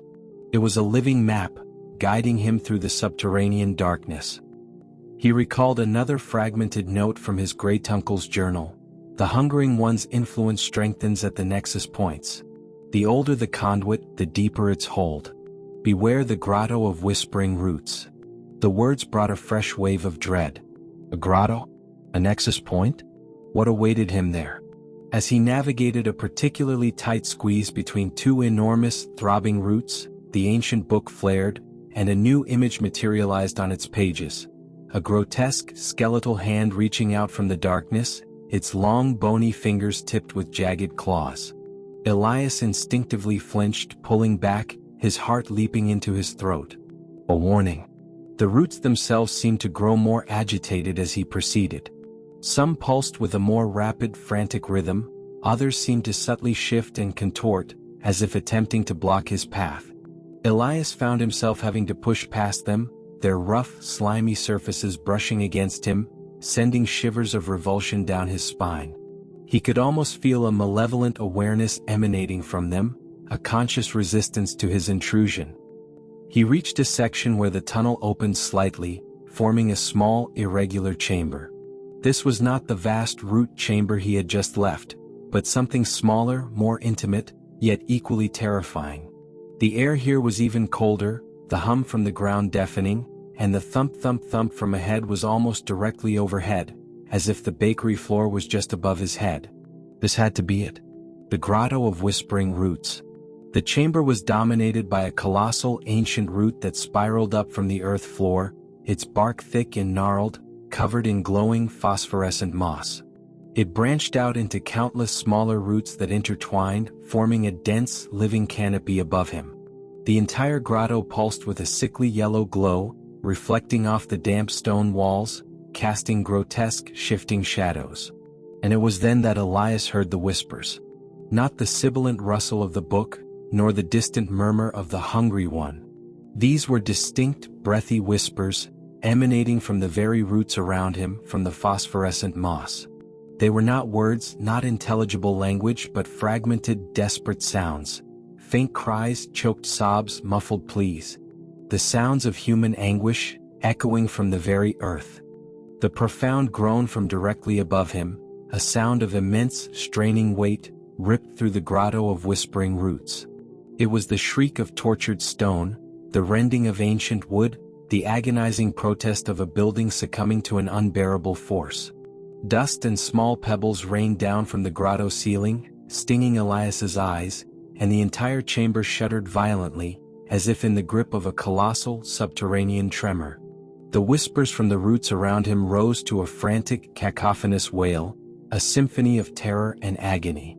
The glowing pool of memory at his feet, the nexus of tears, surged and sloshed, its translucent faces contorting in silent screams. The hearth of memory. If the hearth ignites fully, all is lost. His great-uncle's desperate warning echoed in Elias's mind. This wasn't merely a breakthrough, it was the final devastating act of the hungering one. It was tearing its way out, and Elias was trapped directly beneath its awakening. The ancient book in his hand blazed with an almost unbearable white light, its warmth now a searing heat. Its pages, the crimson patterns swirling with frantic urgency, now presented a sequence of dazzling, complex diagrams.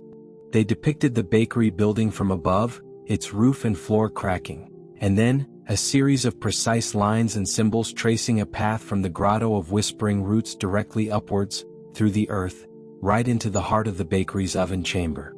An arrow, pulsing with white light, pointed relentlessly upwards, screaming urgency. The veins are broken. The surface calls. The old hearth must be remade. Not with stone, but with sacrifice. The glyphs shimmered, imprinted directly onto Elias's terrified consciousness. Sacrifice? Another earth-shattering crack above, followed by the terrifying sound of splintering timber and crumbling brick. The grotto shook violently, dislodging a cascade of debris that crashed onto the earthy floor. The very air around Elias shimmered, crackled with energy, hot and suffocating, thick with the smell of ozone and the sickening sweetness of raw, consumed memory. The thump-thump-thump from the bakery above had stopped, replaced by a far more terrifying sound. A wet, viscous slithering and a low, guttural gurgle, impossibly large, impossibly close, was coming through. Elias had no time for hesitation. The book was guiding him.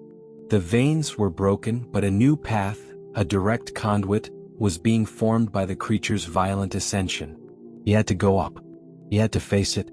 He scrambled to his feet, clutching the ancient book, its brilliant light his only guide. The air around him seemed to thicken, pressing in as if the very space was being distorted by the creature's presence. He saw it then, not a tunnel but a newly formed fissure in the grotto ceiling, directly above where the main root pulsed. It was ragged, raw, filled with churning earth and splintered wood, and emanating a blinding, sickly yellow light. This was the creature's path, its violent birth canal to the surface. He didn't think, he simply moved. Driven by an instinct he didn't know he possessed, Elias scrambled towards the fissure. The roots writhed around him, some snapping like angry whips, others brushing against his skin, cold and slimy.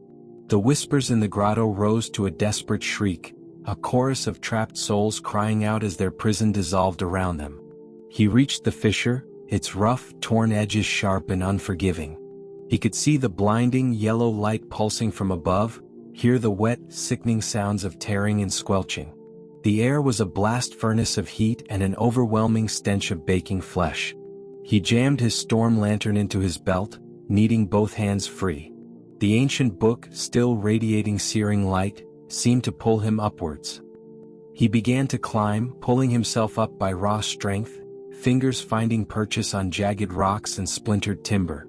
The unstable earth crumbled beneath his hands, sending showers of dirt and small stones down into the grotto. The ascension was agonizingly slow, a desperate scramble against gravity and the creature's monstrous emergence. As he climbed, he caught glimpses of the horrific spectacle above him through the widening fissure.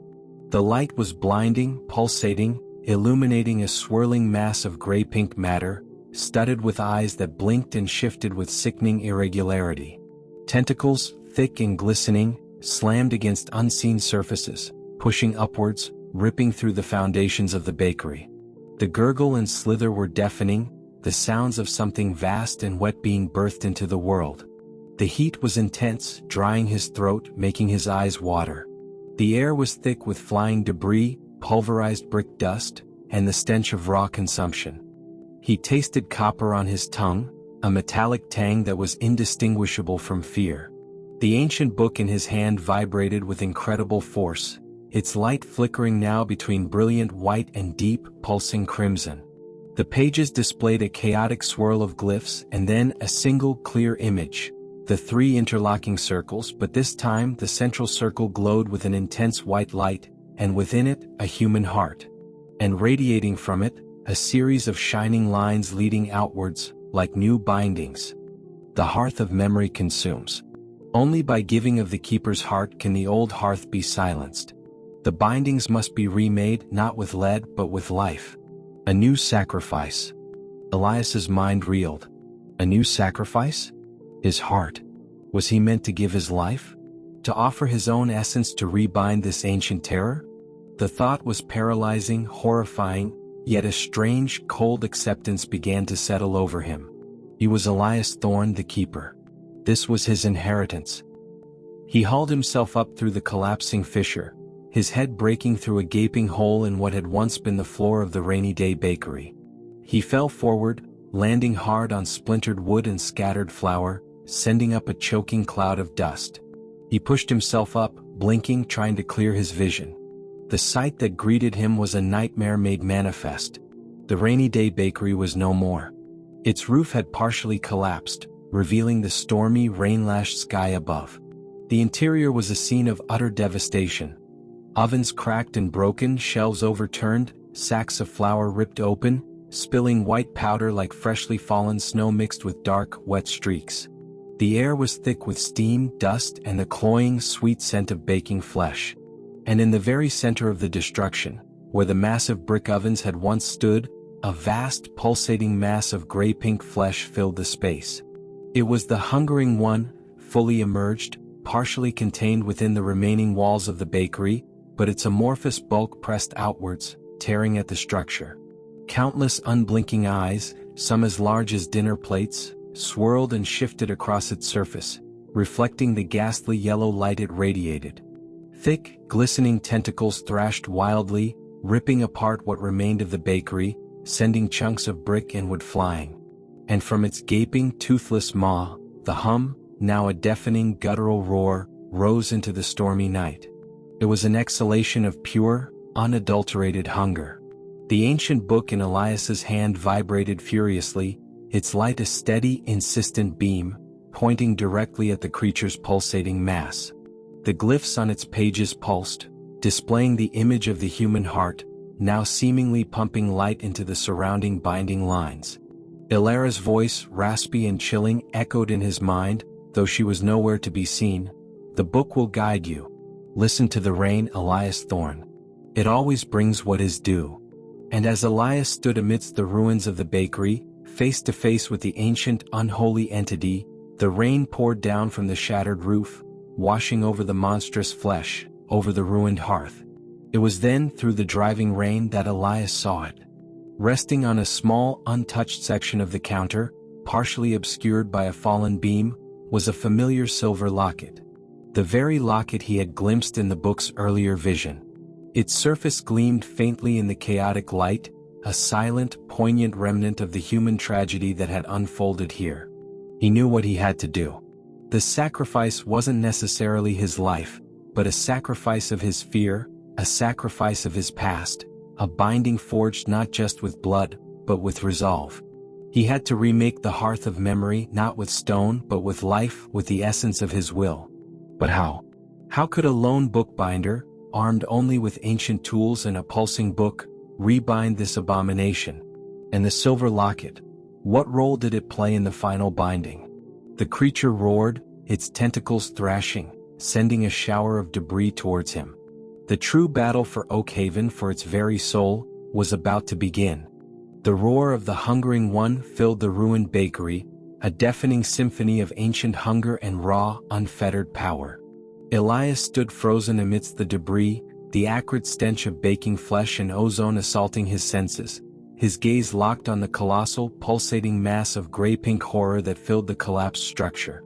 Tentacles, thick and glistening, slammed against the remaining walls, tearing away brick and timber with sickening ease, sending a fresh shower of debris raining down. Countless unblinking eyes, swirling across its amorphous surface, seemed to focus on him, radiating a malevolent intelligence that spoke of untold ages of slumber and an insatiable, newly awakened appetite.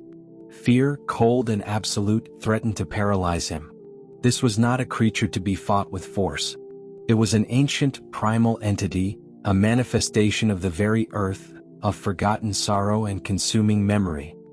He was a lone bookbinder, armed with little more than dusty knowledge and a strangely sentient book.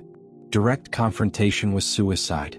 But the ancient book in his hand, blazing with a steady, defiant white light, pulsed with an insistent rhythm, a silent command. Its pages shimmered, the blood-red glyphs and diagrams glowing with newfound clarity.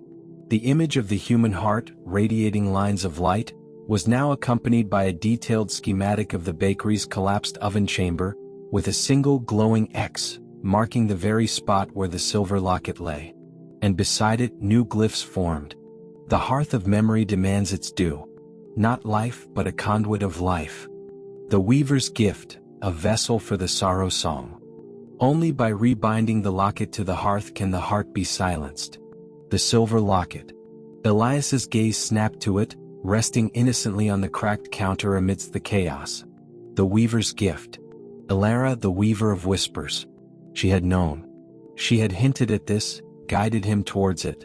The locket wasn't just a remnant of tragedy, it was a focal point, a crucible for the memory the creature consumed, a potential anchor for the binding.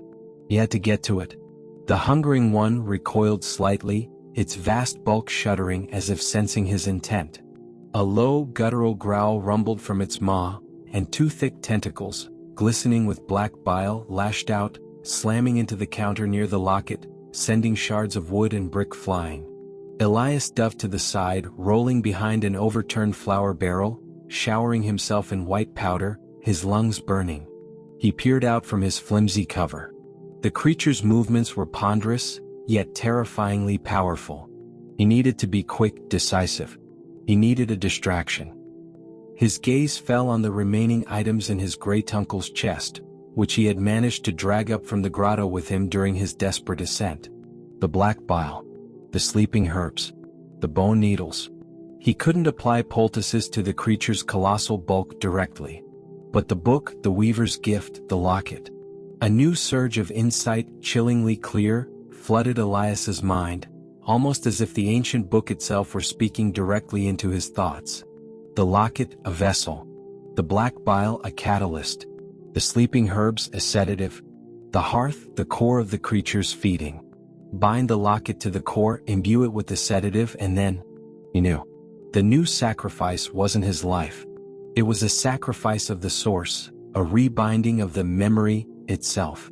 He had to create a powerful, concentrated sedative, a sorrow song as the glyphs put it, and anchor it to the hearth, to the creature's consuming heart, using the locket as the conduit. He quickly retrieved a small empty vial from the chest, along with the remaining vial of black bile and a generous handful of sleeping herbs. His hands, though still trembling, moved with a newfound purpose, fueled by a desperate surge of adrenaline and grim determination. He poured the thick, viscous black bile into the empty vial. Its metallic tang was overwhelming. Then he crushed the dried herbs between his fingers, their acrid scent mingling with the bile, creating a potent, murky mixture. He stirred it with the tip of a bone needle, watching as it thickened, becoming a powerful, dark poultice. This was the sorrow song. The hungering one roared again, its tentacles sweeping wider, demolishing the last remnants of the counter where the locket lay. Elias's heart leaped into his throat. He had to move now. He took a deep, shuddering breath, the acrid air burning his lungs. "All right," he whispered to the pulsing book, "guide me." He saw an opening. One of the creature's immense tentacles, thick and glistening, had slammed down, momentarily creating a barrier of fallen debris between Elias and the locket. It was a fleeting opportunity. Elias lunged, scrambling over splintered wood and scattered flour. The creature roared, its eyes swiveling towards him, but he was too quick. He reached the counter, his fingers closing around the cold, smooth silver of the locket. It was small, delicate, an ordinary object caught in an extraordinary horror. He glanced at its face. It was a simple, unadorned locket. He snapped it open with his thumb. Inside, faded with time, were two tiny sepia photographs. A young woman with kind eyes and a sturdy-looking man, both smiling. The baker and her beloved. The memories, the love now consumed. The ancient book flared, and new glyphs appeared on its pages, frantic, urgent. The hearth is open. Its core is vulnerable. Now the sorrow song must sing. Elias looked at the open locket, then at the vial of the dark poultice. The weaver's gift, a vessel for sorrow. The heart, the core of the creature. The roar of the hungering one filled the ruined bakery, a deafening symphony of ancient hunger and raw, unfettered power. Elias stood frozen amidst the debris, the acrid stench of baking flesh and ozone assaulting his senses, his gaze locked on the colossal, pulsating mass of gray-pink horror that filled the collapsed structure. Tentacles, thick and glistening, slammed against the remaining walls, tearing away brick and timber with sickening ease, sending a fresh shower of debris raining down.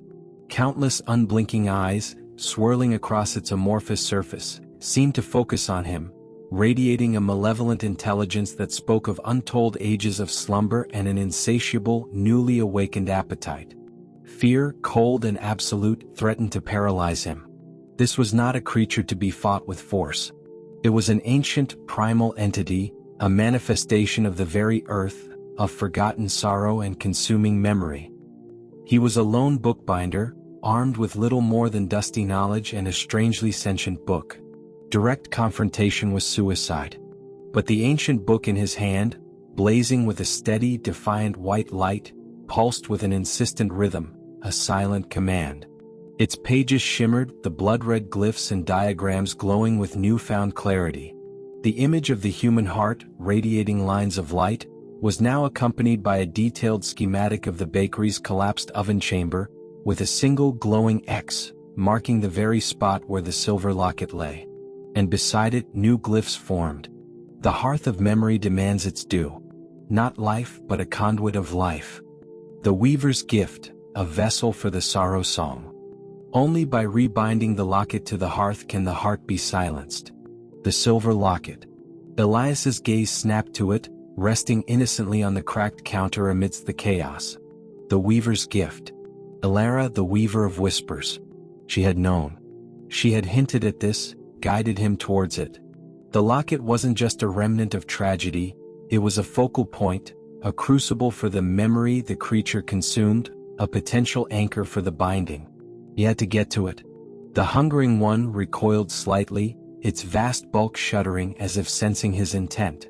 A low, guttural growl rumbled from its maw, and two thick tentacles, glistening with black bile, lashed out, slamming into the counter near the locket, sending shards of wood and brick flying.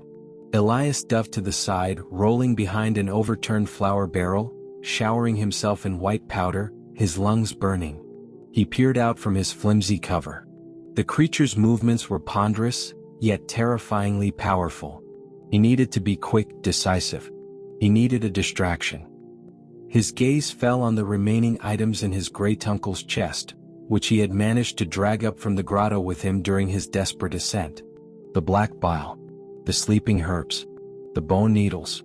He couldn't apply poultices to the creature's colossal bulk directly. But the book, the weaver's gift, the locket. A new surge of insight, chillingly clear, flooded Elias's mind, almost as if the ancient book itself were speaking directly into his thoughts. The locket, a vessel.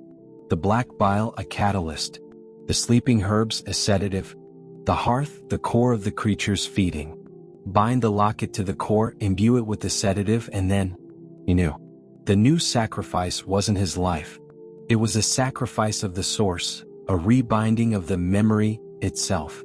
He had to create a powerful, concentrated sedative, a sorrow song as the glyphs put it, and anchor it to the hearth, to the creature's consuming heart, using the locket as the conduit. He quickly retrieved a small empty vial from the chest, along with the remaining vial of black bile and a generous handful of sleeping herbs. His hands, though still trembling, moved with a newfound purpose, fueled by a desperate surge of adrenaline and grim determination. He poured the thick, viscous black bile into the empty vial. Its metallic tang was overwhelming. Then he crushed the dried herbs between his fingers, their acrid scent mingling with the bile, creating a potent, murky mixture. He stirred it with the tip of a bone needle, watching as it thickened, becoming a powerful, dark poultice. This was the sorrow song. The hungering one roared again, its tentacles sweeping wider, demolishing the last remnants of the counter where the locket lay. Elias's heart leaped into his throat. He had to move now. He took a deep, shuddering breath, the acrid air burning his lungs. "All right," he whispered to the pulsing book, "guide me." He saw an opening. One of the creature's immense tentacles, thick and glistening, had slammed down, momentarily creating a barrier of fallen debris between Elias and the locket. It was a fleeting opportunity. Elias lunged, scrambling over splintered wood and scattered flour. The creature roared, its eyes swiveling towards him, but he was too quick. He reached the counter, his fingers closing around the cold, smooth silver of the locket. It was small, delicate, an ordinary object caught in an extraordinary horror, He glanced at its face. It was a simple, unadorned locket. He snapped it open with his thumb. Inside, faded with time, were two tiny sepia photographs. A young woman with kind eyes and a sturdy-looking man, both smiling. The baker and her beloved. The memories, the love now consumed. The ancient book flared, and new glyphs appeared on its pages, frantic, urgent. The hearth is open. Its core is vulnerable. Now the sorrow song must sing. Elias looked at the open locket, then at the vial of the dark poultice. The weaver's gift, a vessel for sorrow. The heart, the core of the creature. He dipped the bone needle into the thick, dark mixture, coating its sharp tip. Then, with a chilling resolve, he slowly, carefully, began to press the poultice-coated needle into the two small, faded photographs within the locket. He felt a faint, almost imperceptible tremor from the silver as the needle made contact, and a barely audible whimper seemed to emanate from the locket itself, a ghostly echo of the memories it contained. He was not destroying them. He was transforming them, concentrating their essence into a potent, binding force. As he worked, the hungering one thrashed with renewed fury, its roars deafening, its tentacles slamming down, narrowing his escape routes. The ground trembled violently, threatening to split open beneath him. The entire structure of the bakery seemed to groan its final protest. With the locket now filled with the dark, potent poultice, Elias closed it, the silver casing now warm in his hand, almost pulsating with a faint, internal light. It was no longer just a locket, it was a sealed vessel, a sorrow song condensed. The ancient book blazed, its final message on the page. The hearth demands the heart. Pierce the core. Bind the song. And a clear, glowing line pointed from the locket in his hand, directly to the very center of the hungering one's vast, pulsating bulk. It was a suicidal maneuver. The creature's core, its most vulnerable point, was also its most guarded, surrounded by thrashing tentacles and shifting flesh. Elias took another ragged breath, feeling the terror, but also a strange, cold clarity. He was Elias Thorne, the keeper. This was his duty. He had escaped death once from the collapse of a different kind. He wouldn't abandon Oakhaven now. He gripped the silver locket in one hand, the ancient book still blazing in the other. He had one chance. With a desperate cry, Elias sprang from behind the flour barrel, running directly towards the monstrous entity. The hungering one roared, its eyes swiveling towards him, tentacles lashing out, creating a storm of debris. Elias dodged, weaved, his movements guided by a primal instinct and the frantic pulse of the ancient book. He leaped over a fallen beam, narrowly avoiding a massive tentacle that slammed down where he had just been, pulverizing the wood. The heat from the creature was immense, radiating from its pulsing flesh. He could hear the sickening squelch of its mass, the low gurgle from its maw. He was almost there. Just a few more feet. The central mass of the creature pulsed rhythmically, a vast, gray-pink heart. With a final, desperate leap, Elias launched himself onto the shifting, viscous surface of the hungering one itself. His boots slipped on the wet, slimy flesh, but he dug in, scrambling, driven by a singular purpose. The creature recoiled, its surface rippling, tentacles flailing wildly, trying to dislodge him. Elias gritted his teeth, clinging to its grotesque form. He reached the approximate center of its mass, guided by the book's blazing light. The stench here was overwhelming, a concentrated essence of death and consumption. He saw it, a slight depression in the pulsating flesh, a spot where the eyes were sparser, where the mass seemed to pulse with a slightly different rhythm. The core. With a desperate shout, Elias raised the locket. He plunged it downwards, driving it with all his might into the pulsating gray-pink flesh. The silver locket, imbued with the sorrow song, pierced the viscous surface. A wet, sickening slurp sound, followed by a high-pitched, almost human shriek of agony that ripped through the air, vibrating through Elias's very bones. The hungering one convulsed violently, its immense bulk heaving, its tentacles thrashing wildly in a paroxysm of pain and rage. The light radiating from it flickered, dimmed, and then slowly began to recede, turning from sickly yellow to a dull, pulsating crimson. The roaring hum from its maw faltered, sinking to a low, mournful moan. The consuming eyes on its surface began to close, one by one, like dying embers. Elias clung to its heaving mass, breathless, nauseous, but victorious. The locket was embedded, its silver gleams slowly dimming, absorbing the light. The sorrow song was singing. The hungering one was being bound. The rain, which had continued its relentless downpour, suddenly intensified, turning into a torrential, blinding deluge. It was a cleansing rain, washing over the wounded creature, over the ruined bakery, over Elias himself. The air, though still damp, began to lose its metallic tang, its sickly sweetness, replaced by the fresh, clean scent of rain and damp earth. The colossal mass of the hungering one slowly, agonizingly began to sink. It wasn't dissolving but retracting, its vast bulk seeming to liquefy, flowing downwards, back into the gaping hole it had torn in the bakery floor, back into the earth from which it had come. The locket, still embedded, pulsed with a faint, crimson light, acting as an anchor, drawing the monstrosity back into the depths. As the creature receded, Elias found himself sliding, tumbling down into the newly formed chasm, back towards the darkness below. He grasped desperately at crumbling brick, at splintered wood, but it was useless. The hungering one was pulling him down with it back into the abyss. He landed with a jarring thud on a mound of wet earth, tumbling down a short, newly formed incline. The light from the locket, embedded deep in the creature's receding mass, was now the only illumination in the darkness. He was back in the tunnels, caught in the wake of the creature's painful retreat. The hungering one was still shrinking, its bulk flowing back into the earth, but it was not gone. Elias could still feel its presence, a vast, wounded entity retreating, not defeated. The hum from the root, though weakened, still pulsed. He had bound it temporarily. But the cost. He looked up, seeing the small, shrinking opening above where the bakery had been. Rain still poured through, washing down into the depths.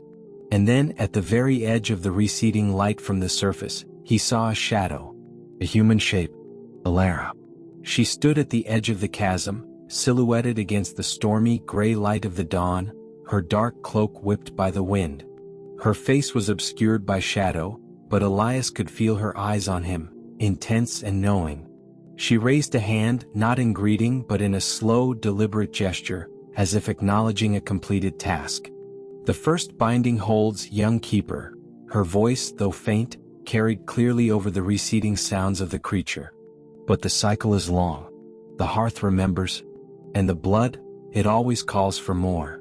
And with that, as the last of the hungering one slipped back into the earth, taking the pulsating locket with it, the opening above Elias sealed itself with a soft, final thud of collapsing earth and stone.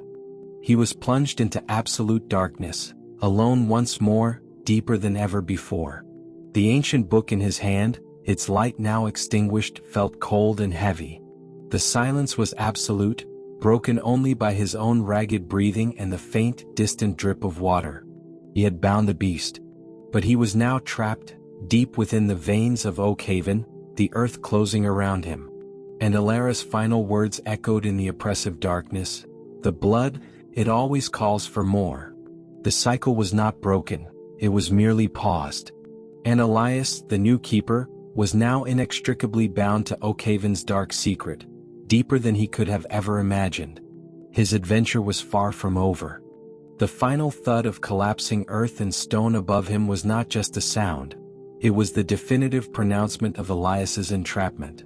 The last sliver of gray, rain-filtered light vanished, plunging him into an absolute, suffocating darkness. The roar of the hungering one had dwindled to a low, wounded moan, a vast, guttural sigh that seemed to resonate through the very bedrock. Then even that faded, leaving behind a silence so profound it pressed in on his eardrums, a thick, living thing. He lay sprawled on the damp, loose earth, his body aching, every muscle screaming in protest. The ancient book, now cold and heavy, lay beside him, its light utterly extinguished, an inert relic once more. He pushed himself up, hands blindly scrambling for purchase, his mind reeling from the sudden plunge into oblivion. The metallic tang of blood and ozone still clung to the air, but it was slowly dissipating, replaced by the pervasive chill of deep earth and stagnant water. A wave of despair, colder and more debilitating than the subterranean air, washed over him. He had done it. He had bound the creature. But in doing so, he had sealed himself within its domain, a prisoner in the heart of Oakhaven's nightmare. The thought was a bitter, ironic twist to his desperate struggle for survival. He had sought refuge from the city's chaos, only to find himself buried alive beneath a sleepy village, tethered to an ancient horror. He felt for his storm lantern. It was gone, lost somewhere during his violent descent, probably crushed beneath the collapsing earth. His hands brushed against the smooth, unyielding cover of the ancient book. It was just a book again, a heavy, silent slab of something old and unknowable. Its power, its guidance, seemed to have retreated, leaving him utterly alone in the crushing dark. He tried to stand, his legs unsteady. The air was thick, suffocating. He extended his hands, blindly probing the darkness around him. His fingers brushed against rough, cold stone, then thick, slimy roots. He was in a narrow, newly formed crevice, a consequence of the hungering one's violent retreat. The walls felt impossibly close, pressing in. He closed his eyes, though it made no difference, trying to calm his racing heart, to gather his frayed thoughts. The cycle is long. The hearth remembers. And the blood, it always calls for more. Elias' final, chilling words echoed in the oppressive blackness, a stark reminder that his victory was temporary, a mere pause in an eternal struggle. He had bought Oakhaven time, but he was now completely at the mercy of this subterranean world. He began to move, slowly, deliberately, shuffling forward, one hand sweeping the invisible space before him, the other dragging along the cold, damp wall.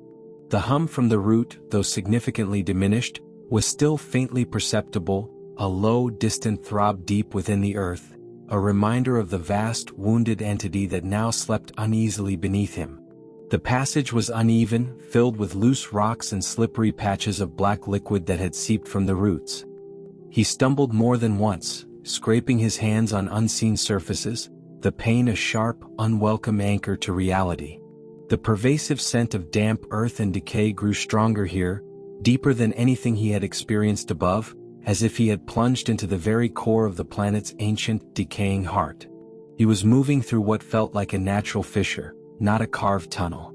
The walls were rough, jagged, devoid of the methodical chisel marks he had seen earlier. This was a direct, raw consequence of the creature's violent eruption and subsequent retreat, a wound in the earth itself. How far had he fallen? How deep was he? And was there any way out? As he shuffled onward, a new, unsettling sensation began to prickle at the edges of his awareness. A sound, faint at first, then growing clearer. It was not the whispers of the consumed memories from the grotto. This was different. A low, continuous, like water flowing. But it sounded too uniform, too constant to be just natural underground streams. He followed the sound, compelled by the desperate hope of finding a source of water, or perhaps a way out. The passage began to widen, the air growing slightly less oppressive, though still cold and damp. The shh grew louder, taking on a strange, almost melodic quality.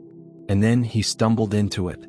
Not a chamber, but a vast, sprawling cavern, impossibly large in the absolute darkness. He knew it was vast because the sound of the flowing water echoed within it, creating a chilling, mournful chorus. He swept his hands around, feeling nothing but empty space, the occasional rough wall of the cavern receding into unseen distances. The shh intensified, and Elias realized what it was. It wasn't a single stream. It was hundreds, thousands of tiny rivulets, flowing, trickling, and dripping from every surface of the cavern. He could hear them, a myriad of miniature waterfalls, echoing in the vast space. He extended a hand. Cold water dripped onto his palm, soaking his clothes, running down his face. It was the same water that constantly fed Oakhaven. The rain. He had found the source of the persistent deluge that soaked the village. He was in the heart of Oakhaven's hydrological system, an immense subterranean reservoir, constantly replenished by the rain that fell above. And as he stood there, drenched and shivering in the absolute blackness, He felt a new chilling vibration begin to emanate from the flowing water itself. It was a faint, almost imperceptible hum, similar to the root but different. This hum was a low, resonant frequency, like a vast, submerged presence. And accompanying it, woven into the sound of the flowing water, were faint, ethereal whispers.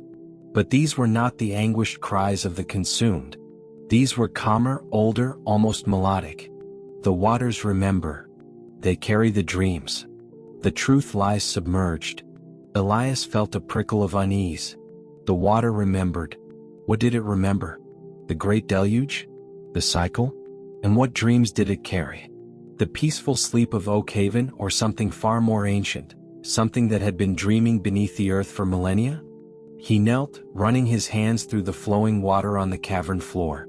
It was icy cold but strangely clean, unlike the stagnant liquid he had encountered earlier. As his fingers moved through the currents, the ancient book, which he had placed on a nearby, slightly drier rock, began to hum faintly. A faint, almost imperceptible glow emanated from its pages, a weak, pulsing crimson. It wasn't the brilliant white light from before, but it was enough to pierce the absolute darkness, casting a dim, flickering aura over the water around him. The glyphs on its pages shimmered, slowly, deliberately forming new patterns. Not diagrams, but a series of swirling, flowing lines, like currents of water, intertwining with the familiar symbol of the three interlocking circles. And then a single, compelling word appeared, glowing with a faint, internal luminescence. Listen. He closed his eyes, forcing his mind to quiet, to focus beyond the cold, beyond the fear, beyond the incessant shh of the water. He listened. And in the subtle shifts of the water's flow, in the echoing drips and trickles, he began to perceive it. A story. A long, drawn-out narrative, not spoken in words, but in the subtle variations of sound, in the rhythm and cadence of the flowing currents. It was the collective memory of Oakhaven, not just the consumed but the living, the dead, the generations that had come and gone, their dreams and fears carried on the very water that sustained the village.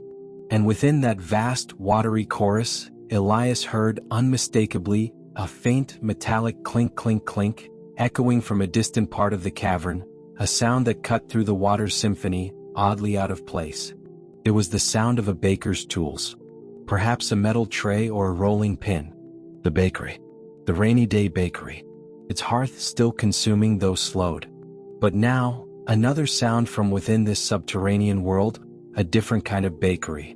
Had he simply fallen into another section of the ancient complex, a deeper, older part of the creature's domain? He opened his eyes. The dim glow from the ancient book pulsed, now illuminating a narrow, water-worn passage leading off from the cavern, barely visible amidst the cascading water.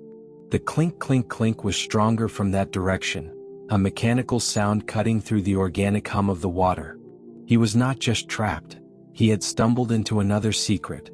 A deeper, perhaps even more ancient aspect of Oakhaven's hidden world. And it seemed the water, the very lifeblood of the village, was now guiding him towards it, towards a new, unknown horror. Or perhaps, a new path to the truth. The clink clink clink echoed from the narrow, water-worn passage, a persistent, metallic counterpoint to the relentless shh of the subterranean water. Elias, his body aching, his mind a blend of utter exhaustion and a sharpened, almost supernatural clarity, pushed through the cascading rivulets.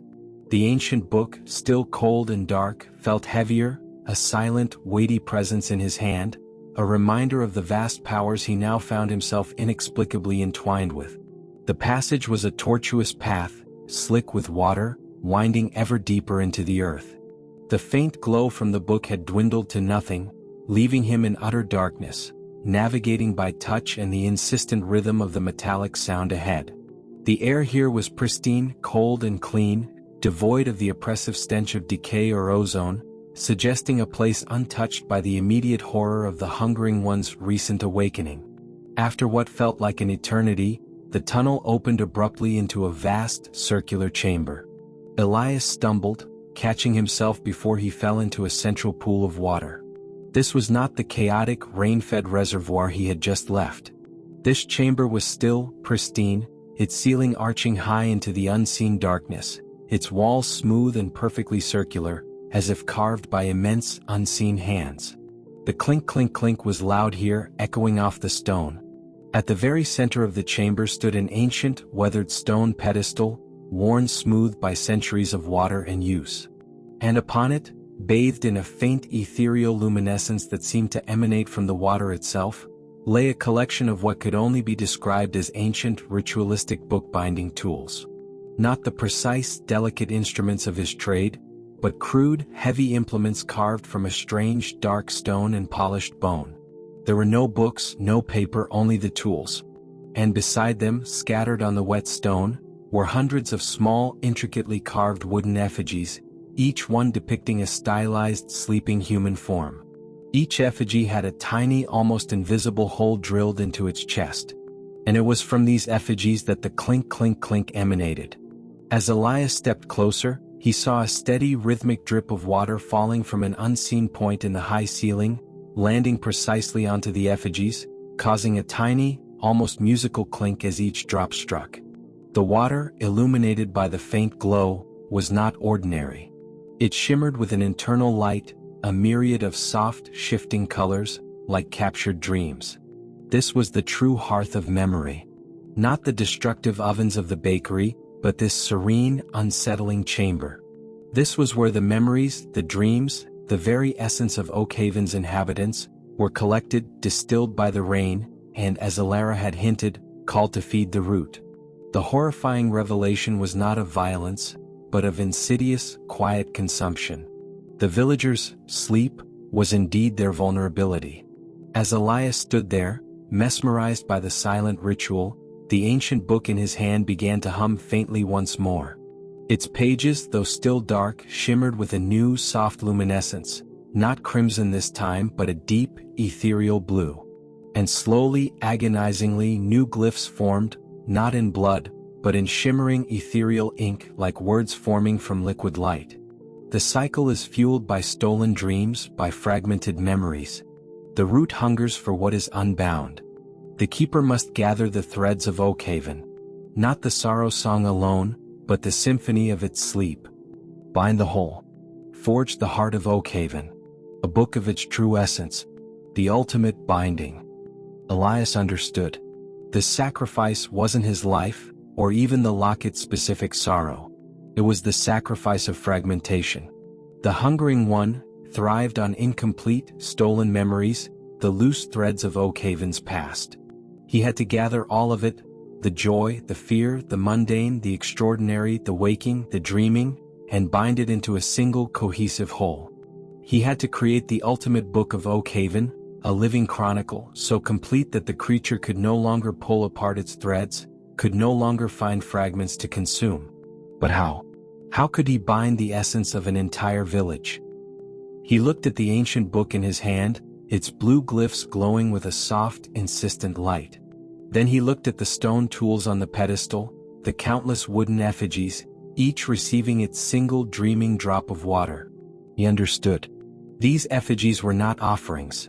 They were collectors, gathering the essence of Oakhaven's sleep. He picked up one of the ancient bone needles. Its tip was fine, almost hair-thin. The ancient book pulsed, guiding his hand, and he began to move with a strange ritualistic grace that felt both foreign and utterly natural. He walked among the effigies, picking them up one by one. The air here was infused with a unique, subtle scent, like that of newly fallen snow mixed with warm milk, the smell of pure, unadulterated sleep. He dipped the bone needle into the glowing water of the central pool, then carefully, meticulously, inserted it into the tiny hole in the chest of each effigy, drawing out a single shimmering bead of multicolored liquid.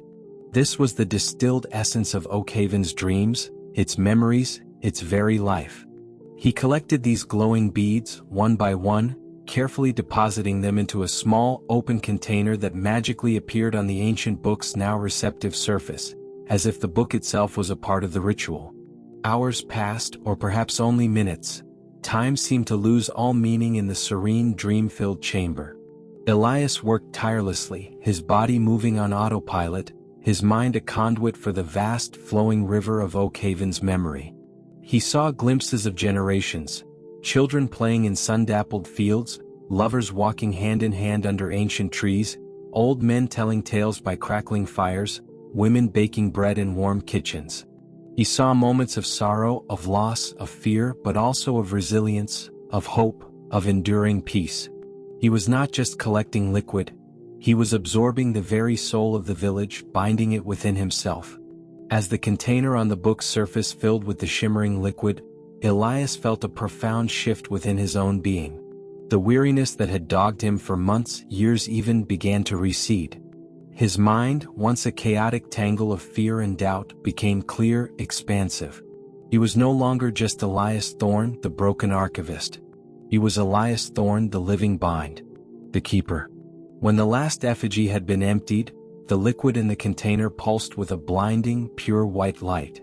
The ancient book in his hand thrummed, and its pages, now glowing with the same white light, were no longer filled with glyphs or diagrams. They were blank, pristine, awaiting their true content. He raised the book, and with a silent, primal understanding, he poured the shimmering, multicolored liquid from the container onto its blank pages. As the liquid made contact, it didn't soak in, it transformed. It coalesced into words, into images, into intricate patterns that seemed to flow and shift, binding themselves to the vellum. It was the story of Oakhaven, from its deepest ancient roots to its most recent dreams, written in the very essence of its existence. It was the heart of Oakhaven made tangible, made into a book. And as the last drop of liquid infused the final page, Elias felt a strange, profound lightness. The ancient book no longer felt heavy. It felt like an extension of himself, vibrant and alive, humming with a soft, content melody. The clink clink clink of the water on the effigies gradually softened, then ceased. The ethereal glow in the chamber slowly, beautifully dimmed. The constant shh of the water receded to a gentle whisper. The vast, subterranean space settled into a deep, peaceful stillness. And then, just as absolute quiet descended, Elias heard it. Not the roar of the hungering one, nor the mournful hum of the root, but the steady, comforting sound of pitter-patter. The rain. Not the furious lashing storm, but the gentle rhythmic patter he had first heard in Oakhaven, the lullaby that had soothed the village. It was a sign. The balance had been restored. The cycle had been calmed. He looked around the silent, now dark chamber. The stone tools, the effigies, the pool of water, all were there, but their power, their purpose seemed to have softened, settled into a profound dormancy. A new passage, subtly illuminated by the now soft glow of the ancient book, opened from the far wall of the chamber. It was narrow, winding upwards, filled not with roots or crumbling earth, but with smooth, dry stone steps. It was a path. Elias walked towards it, the ancient book now light as a feather in his hand, its pages glowing with the gentle blue-white luminescence of a tranquil dawn. He ascended the steps, each one leading him away from the deep earth, away from the horrors, back towards the surface, towards the world that slept. He emerged not into the ruined bakery, but into a small, overgrown grove just beyond the village limits, where an ancient, ivy-covered wall stood. The rain had softened to a gentle mist, kissing his face with cool, cleansing drops. The air was fresh, alive with the scent of wet earth and pine, and the faint, sweet perfume of blossoming honeysuckle. The sun was rising, casting a soft, golden light through the clearing clouds, painting the sky in hues of rose and lavender. Oakhaven, in the distance, lay peaceful and still, smoke curling lazily from chimneys, bathed in the gentle, cleansing light of dawn. The bakery, from this distance, looked completely normal, its roof intact, its windows unshattered. The nightmare of the night, the destruction, the horror, seemed to have been a dream, leaving no trace on the surface. But Elias knew better. He was different. His hands, once calloused from city work, then gaining the bookbinder's touch, now carried a faint, almost imperceptible shimmer, a residual glow from the binding. His eyes, though still weary, held a new depth, a profound understanding of the interconnectedness of Oakhaven, of its land, its people, and its ancient, dreaming heart. He was the keeper. The final binding had been made, not of lead or sorrow, but of the entirety of Oakhaven's memory, held within the pages of the ancient book, now a living chronicle. The hungering one was returned to its long slumber, nourished not by fragmented anguish, but by the whole coherent symphony of Oakhaven's existence, bound by its keeper. He walked back towards his shop, the ancient book cradled in his arms, feeling the gentle patter of the rain on his face. It was no longer a terrifying force, nor merely a companion. It was the lifeblood of Oakhaven, the quiet conductor of the cycle, the very essence of the village's deep, peaceful sleep. And he, Elias Thorne, the reluctant bookbinder, was now inextricably bound to it all, the guardian of its fragile peace, forever listening to the rain, the eternal song of Oakhaven's dreaming heart. His adventure was not over, it had merely begun its new, quiet, profound cycle.